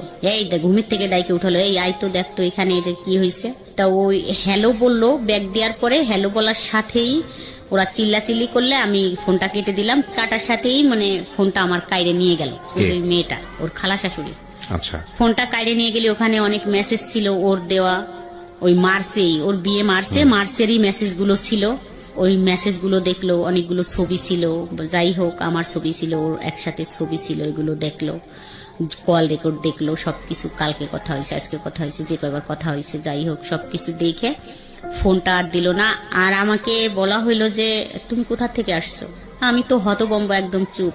আমি তখন তো বুঝতেই পারিনি যে ব্যাপারটা কি হইতেছে বা হবে। একদম চুপ করে দাঁড়ায় আছি। তা অনেক সময় দাঁড়ায় আছি। তা একজন বলল যে এই একটা চেয়ার দিয়ে বসুক, বললো না দাঁড়ায় থাক। তা ওরা হইচই করলো, ওই গ্রামের মাতুব্বর, মেম্বার, চেয়ারম্যান, যত মানুষ ছিল সবাই আসলো। আর এই ছেলেটার বাড়ির থেকে গাড়ি ভইরে সব লোক গেল, মুরব্বীরা। আমার হাজবেন্ড গেল। যাওয়ার পরে কথাবার্তা হইলো। আমার হাজবেন্ড বললো যে না, ওর কাছে ও তো অনেক টাকা পয়সা নিছে আমার ওয়াইফের কাছ থেকে, এই জন্য মনে হয় টাকার জন্য আসছে, যে টাকাটা বিয়ে করলে তো টাকার পয়সা দেবে না, কথা বলতে পারবে না, এই জন্য টাকাটা মনে হয় যে টাকাটা ফেরত দিক, এটাই বলার জন্য আসছে। আমার হাজবেন্ড ওখানে এটা বলল। মানুষ যে কি বলছিল সেই কথাগুলো যদি মানে এরকম বলতেছিল। ওই মেম্বার আসলো, আইসে আমি বসে আছি, মানে তার প্রথম কথা এরকম হলো যে মনা তোমার দেখতে তো ভালোই লাগে, কিন্তু ভালো ফ্যামিলিরও বউ। তা বিয়ের আগে ছেলেরা একটু টাইম পাস করে, এরকম বিয়ে করে না। যদি তোমাকে বিয়ে করতো তাহলে এই মেয়ের সাথে বিয়েতে রাজি হইতো না। তুমি এখানে কেন আসছো? আমি সত্যি আমি বুঝি নাই যে আমি আসলে কিসের জন্য ওখানে চলে গেছিলাম। এখন আমার মনে পড়ে যে আমি কেন গেলাম ওইখানে, আর কি জন্য। আজ তো না গেলে খুব ভালো জীবন কাটাইতে পারতাম এরকম, কিন্তু আমি জানি না বাট কেন গেছিলাম, কি ছিল আমি জানি না। জীবনে যত গালাগালি আর যত কথা শুনছি তার থেকে আমার কাছে মনে হচ্ছিল যে কিসে এসে পড়লাম আর কি করলাম। দেখেন, তারা যেসব আচরণ করেছে এটা তাদের জায়গা থেকে যুক্তিপূর্ণই ভাবে যে এত বড় বড় দুটো সন্তান আছে, সে একটা জায়গায় সংসার করছে, এরকম একটা ছেলের সঙ্গে সম্পর্ক করে যে ছেলের বিয়ে হওয়ার কথা সেই ছেলের বাড়িতে গিয়ে উপস্থিত হয়েছে এই মহিলা, আপনার ব্যাকগ্রাউন্ড তো তারা জানে না। আজকের এই গল্পে যেভাবে আপনি বলেছেন, তবুও 2 ঘন্টার সময় এনাফ না একটা মানুষের পুরো গল্প আনার জন্য। এই ব্যাকগ্রাউন্ড তো তারা জানে না, তারা শুধু রেজাল্টটা দেখছে, যেটার কথা আমি একটু আগেই বলেছি। পত্রপত্রিকায় বিভিন্ন জায়গাতে আমরা এরকম ঘটনা দেখি, তো তারা তো সেটা জানে না। সুতরাং 1000 জন মানুষের সাইকোলজিকে তো আপনি জাস্টিফাই করতে পারবেন না। হ্যাঁ, আপনার জন্য কষ্টকর, কারণ তারা অতীত জানে না, কিভাবে হয়েছে সেটা জানে না, কেন হয়েছে সেটা জানে না। তারপরও সামাজিকতার জায়গাটা থেকে এগুলো অন্যায়, চরমতম অন্যায়। কিন্তু এখানে যদি আপনাকে দোষ দেওয়ার জায়গাটা থাকে, সেটা একটা জায়গাতে আছে, সেটা নয় আমি একটু পরে কথা বলতে চাই। কারণ এই সম্পর্কটা 10 বছরের, ততদিনে আপনার একটা ম্যাচুরিটি এসছে, কিন্তু আপনি এতটাই বেশি ছেলেটার প্রতি ফলিন হয়েছেন, এতটাই বেশি প্রেমে মজে গেছেন, বা এতটাই বেশি আপনাকে ভালোবেসে ফেলেছে যে এখানে আসলে আর কোনো যুক্তি খাটতেছে না। মানে মেয়ে বড় হয়ে গেছে, মেয়ের জামাই হয়েছে, মেয়ের বিয়ে শাদী হয়ে গেছে, ছেলে এত বড় হয়ে গেছে। আজকে আপনি ছেলেকে সাথে করে নিয়ে এসছেন স্টুডিওতে, স্টুডিওর বাইরে আপনার ছেলে অপেক্ষা করছে। এত বড় হয়ে গেছে, লোকজন জানাজানি হয়ে গেছে, এখন আর এসব চলে না। এখন নিজের জায়গাটা তৈরি করে নেওয়া উচিত, আলাদা হয়ে বের হয়ে যাওয়া উচিত। সেই জন্য যথেষ্ট সময় পেয়েছেন, কিন্তু সেটা সম্ভব হয়নি because of you love him deadly. এবং একটা কথা আছে যে যুদ্ধক্ষেত্র এবং ভালোবাসার ক্ষেত্র, এই দুটো ক্ষেত্রে নাকি সবকিছুই সম্ভব। এখানে কোনো হানা বলে কোনো কিছু নেই। Everything is possible in love and war. যাই হোক, আমি বারবারই বলি যে ভদ্রমহিলার দিকে বা উনি যা বলতে এসছেন সেদিকে আঙুল তোলা আমাদের উদ্দেশ্য নয়। ওনার জীবনে যেটা ঘটেছে সেখান থেকে শিক্ষা নেওয়াটাই হচ্ছে আমাদের অনুষ্ঠানের মূল উদ্দেশ্য। জি, তারপরে কি হলো বলেন তো ওই বাড়িতে? তারপরে ওরা ওদের রান্না বান্না কমপ্লিট করলো, সবাই বললো, ওই মেম্বার বললো যে ঠিক আছে তোমরা সব করো, এখানে বিয়ে ভাঙা টাঙা লাগবে না, ওই মেয়েটা চলে যাচ্ছে, ওকে চলে যাইতে দাও, ওর হাজবেন্ড আসছে, ওর হাজবেন্ড খুব ভালো মানুষ, দিয়ে দাও, যাই করছে ভুল করছে না। কিন্তু এখানে তো একটা প্রশ্ন এসে যায়, যেখানে ওনারা সেলফোন পেলো, আপনার এরকম একটা অবস্থা দেখতেছে, ছেলেও আপনার প্রতি ডেভোটেড, এটা ওরাও বুঝতে পারছিল, তারপরে ওরা বিয়ে দিতে চাচ্ছিল কেন মেয়েটাকে?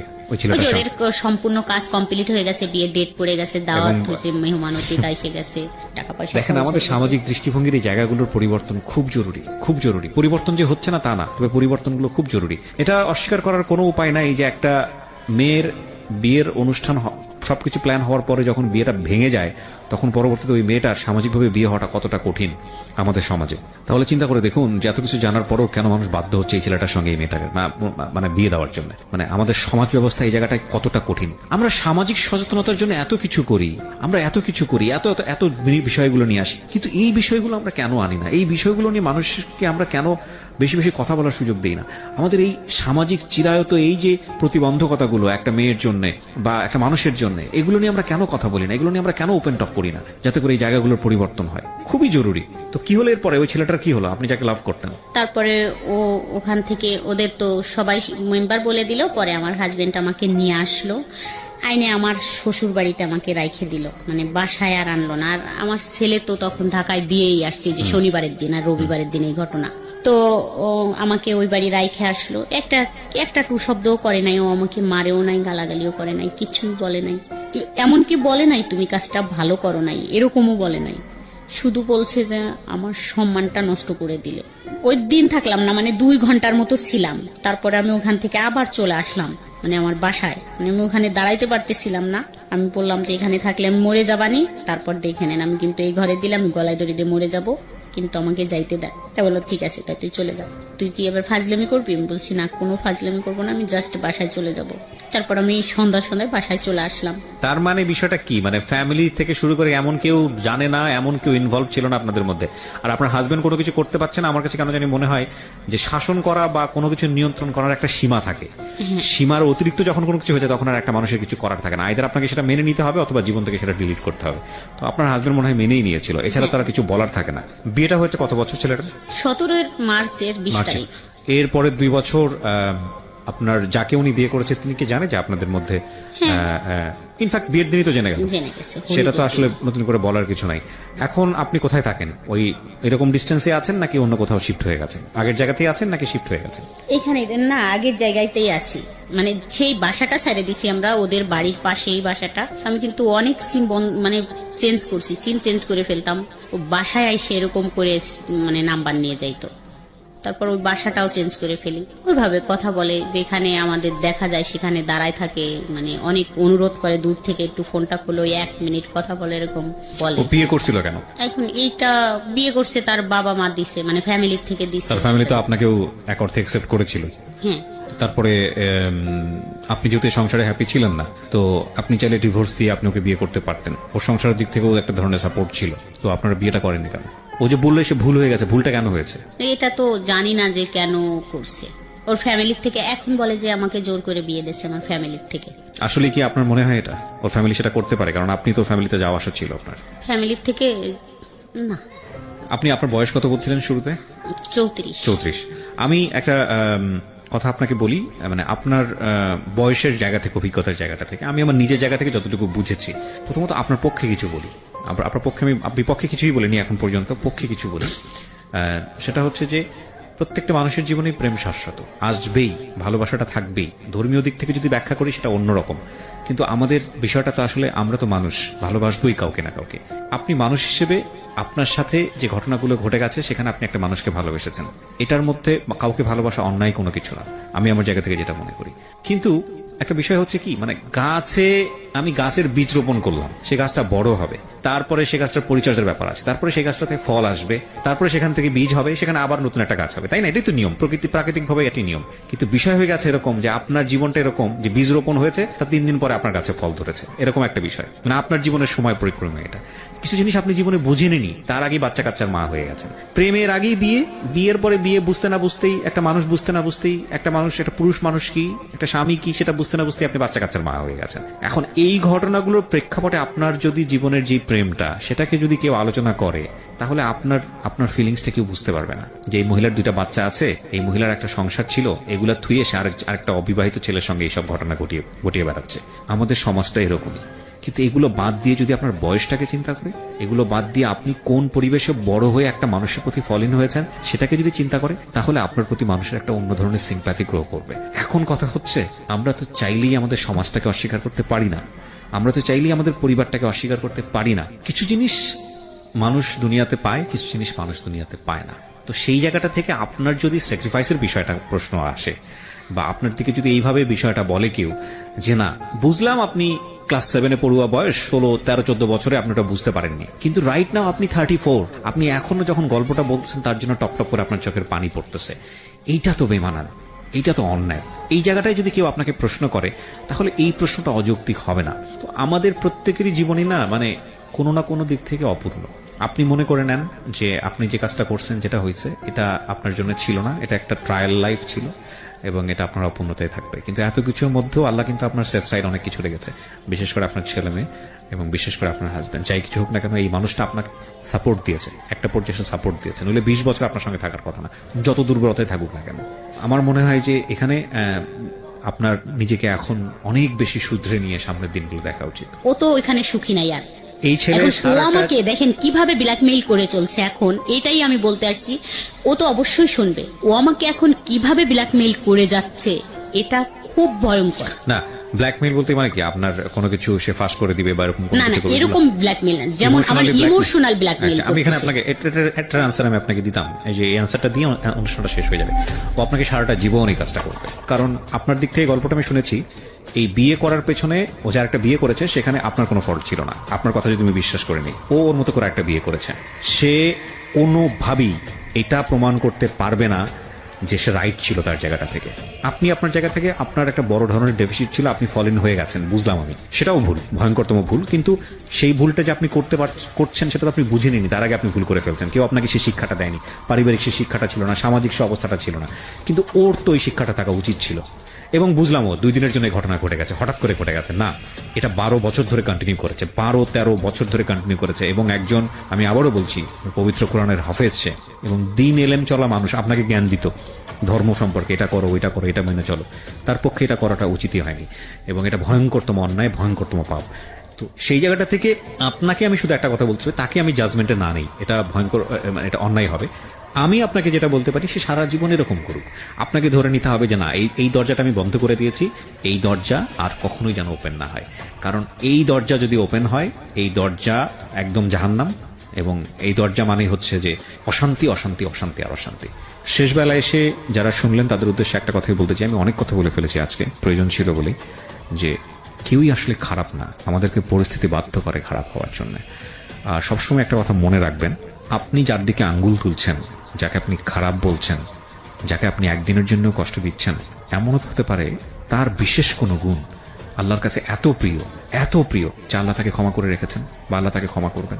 সুতরাং এই বিষয়গুলো আমরা না করি, কারণ আমরা তো জানি না যাকে আমি খারাপ বলছি বা যাকে আমি কষ্ট দিচ্ছি এমনও তো হতে পারে কালকের দিনটা আমার জন্য তার চেয়েও ভয়ঙ্কর রকমের কষ্টের।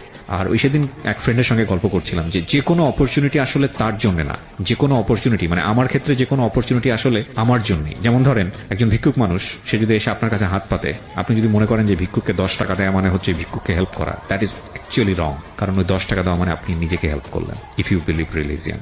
সো যে কোনো অপরচুনিটি গ্র্যাব করা উচিত for the future. So thank you so much, ভালো থাকেন। আর আমাদের সোসাইটিতে এই ধরনের অপরাধগুলো হরহামেশাই হচ্ছে, এগুলো খুব এক্সট্রিম লেভেলে চলে যায়। অনেক সময় দেখা যায় হাজব্যান্ডকে খুন করে ফেলছে, অনেক সময় দেখা যায় বাচ্চাকেও খুন করে ফেলছে, এতটা এক্সট্রিম লেভেলে চলে যায়। তাদেরকে আমি শুধু একটা কথাই বলবো, প্লিজ কোনো জিনিস ধ্বংস করে সেটার উপর দাঁড়িয়ে সুখী হওয়া যায় না।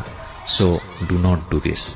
ভালোবাসার যে ইমোশন সেটা ভয়ঙ্কর রকমভাবে আফিমের মতো, সেখানে লজিক কাজ করে না, বাট দিন শেষে আমাদেরকে লজিক নিয়েই থাকতে হয়। Thank you so much. তা দিনকাল কেমন যাচ্ছে মিস ত্রিভু? যাচ্ছে ঠেলে ধাক্কিয়ে কোন রকম। এর মধ্যে কি ওই ছেলেটা কি আবারও কোনো ঝামেলা করেছে? কোন ছেলে? হয়েছে যার সাথে আপনার 7 মাসের সম্পর্ক ছিল? ছেলেটার কথা শেষ হতেই পুরনো স্মৃতি আবারও হানা দিল চোখের পাতায়। ভেতর থেকে হেঁচকি তুলে কান্না আসতে নিলে ঠোঁট কামড়ে সংবরণ করে নিল। হঠাৎ ছেলেটার দৃষ্টি ত্রিপুর কপালে গেল। সেখানে ক্রস চিহ্নের মতো দুটো ছোট ওয়ান টাইম ব্যান্ডেজ।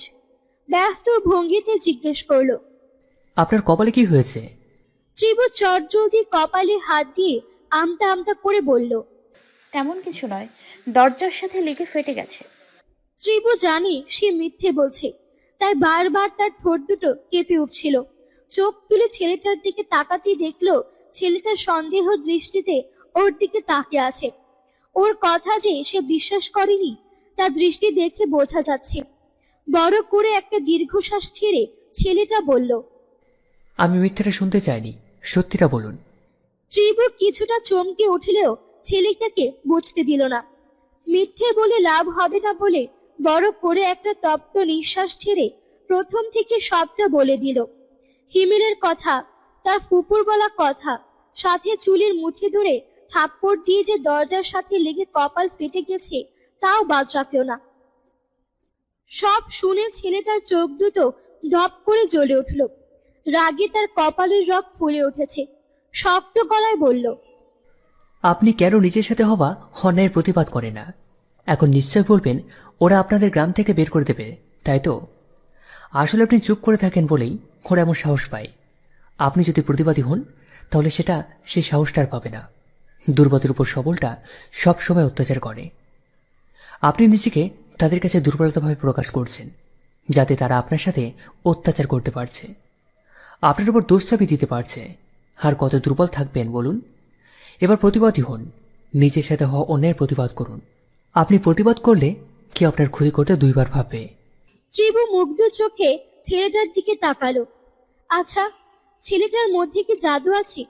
প্রতিটা কথায় ত্রিভুর মনের ভেতর জোর পায়, বেঁচে থাকার ইচ্ছে খুঁজে পায়, নিজেকে নতুন করে আবিষ্কার করতে পারে। অন্য একটা ত্রিভুর অস্তিত্ব জানান দেয়, যে প্রতিবাদী, নিজেকে মূল্যবান, নিজের পায়ে প্রতিষ্ঠিত করা ত্রিভু। ছেলেটা কিছু সময় থেমে আবারও বলল, হ্যাঁ, আপনি কালো। আল্লাহ আপনাকে কালো বানিয়েছে, এতে তো আপনার কোনো দোষ নেই। আল্লাহ আপনাকে ভালোবাসে বলেই এই রংটা দিয়েছে। এই রং নিয়ে আপনি কেন হীনমন্যতায় ভুগবেন? আপনার কি মনে হয় না হীনমন্যতায় ভুগে আপনি আল্লাহর সৃষ্টিকে অপমান করছেন? আল্লাহর সৃষ্টিকে অপমান করার কোনো অধিকার কি আপনার আছে? নেই। তাই দয়া করে নিজের গায়ের রং নিয়ে হীনমন্যতায় ভুগা বন্ধ করুন, বরং এটাকে পজিটিভ দিকে দেখুন। গায়ের রং নিয়ে কেউ কোনো কথা বললে আপনি তা আমলে নেবেন না। নিজেকে আপনি ছোট করে দেখেন বলেই অন্যরা আপনাকে ছোট পন্থায় পায়। আপনি যদি নিজেকে বড় করে দেখেন তাহলে কারো সাধ্য নেই আপনাকে ছোট করার। অন্যের কথা তখন গায়ে লাগবে না। আর একটা কথা, নিজেকে একটা শক্তিশালী রূপে আবিষ্কার করুন, প্রতিবাদী হন, নিজের সাথে হওয়া অন্যের প্রতিবাদ করুন। এতে আপনার প্রতিপক্ষ ভড়কে যাবে, আপনাকে কাবু করতে পারবে না। বিপদকে মোকাবিলা করতে শিখুন মিস ত্রিভু। নিজেকে এমন স্থানে প্রতিষ্ঠিত করুন যাতে অন্যরা আপনাকে আদর্শ বানাতে পারে। আপনাকে দেখে কেউ তার গায়ের কালো রং নিয়ে হীনমন্যতায় না ভোগে, আপনাকে গুণ দিয়ে বিবেচনা করে। সমাজকে আঙুল দিয়ে দেখিয়ে দিন, রূপে নয় গুণে স্বয়ং সম্পূর্ণ হয়ে উপরের ধাপে উঠতে হয়। ত্রিভু নিষ্পলকে ছেলেটার দিকে তাকিয়ে রইল। কই, এমন করে তো সে কখনো ভাবিনি। আজ ছেলেটা ওকে নতুন করে ভাবতে শেখালো। মনে মনে ত্রিভু শক্ত একটা পণ করলো। সেটা হলো চোখে আঙ্গুল দিয়ে সে সমাজকে দেখিয়ে দিবে রূপে নয় গুণেই সব। ছেলেটা ত্রিভুকে বলল, অনেক কিছু বললাম, এগুলো নিয়ে একটু ভাববেন। আমার বিশ্বাস আপনি চেষ্টা করলে অবশ্যই নিজের যোগ্যতায় উঠতে পারবেন। সন্ধ্যা হয়ে আসছে, চলুন আপনাকে পৌঁছে দিই। এই সন্ধ্যায় আপনাকে একা ছাড়া আমার ঠিক হবে না। ত্রিভু কোনো কথা বলল না। সে ছেলেটার প্রতিটা কথা ভাবছে। আসলে কথাগুলো তাকে ভাবাচ্ছে। তার ভেতরের মরীচিকা পড়া বিবেকটাকে দাঁড়িয়ে দিয়েছে। বৃষ্টির বেগ কমে গেছে অনেক আগে। ঝিরি ঝিরি বৃষ্টির সাথে হালকা ঠান্ডা বাতাস। দুজনে নিঃশব্দে বাড়ির পথ ধরল। অন্ধকার হয়ে আসছে। আবছা আলোতে পথ চলতে খুব বেশি সমস্যা হচ্ছে না। বাড়ির কিছুটা সামনে এসে সেদিনের মতো ত্রিভু ছেলেটার দিকে ছাতাটা বাড়িয়ে দিল। ছেলেটা কোনো কথা না বলে ছাতাটা নিয়ে বলল, হাসি। ত্রিভুকে কিছু বলতে দিল না।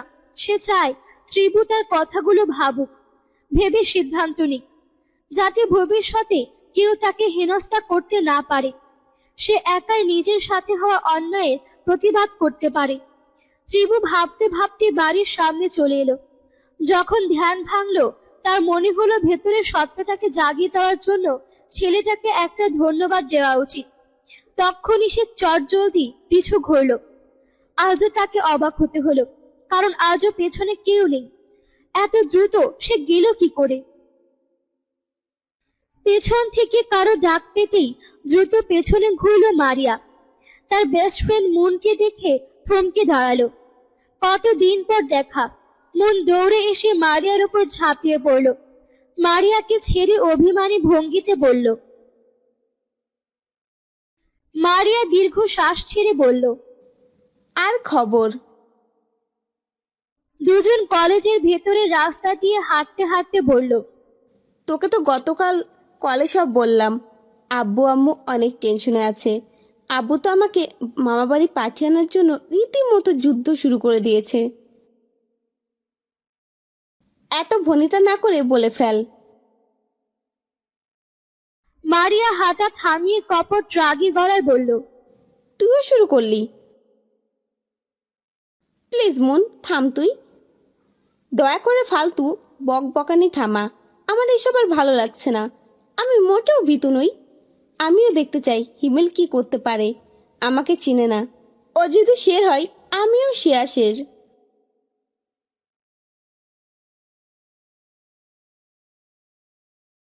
অনেক বলেছিস, এবার দ্রুত ক্লাসে চল। কিন্তু আমার করছে না। ভবিষ্যতে কি হবে তার জন্য চিন্তা করে বর্তমান নষ্ট করার কোনো মানে হয় না। অনেক কথা হয়েছে, এবার জলদি পা চালা, ক্লাস করতে যেতে হবে। যথাজ্ঞা মহারানী। দুই বান্ধবী আরো টুকটাক কথা বলতে বলতে ক্লাসের দিকে ছুটল। আসলে সত্যি মারিয়া বিষয়টাকে আমলে নিচ্ছে না। এতে তার বিপদ হবে না তো? অন্যদিকে হিমেল দুদিন ধরে নিজেকে রুমে বন্দি করে রেখেছে। প্রয়োজন ছাড়া খুব বেশি একটা বের হয় না। ছেলের হঠাৎ এমন আচরণে তার বাবা মা দুজনেই অবাক।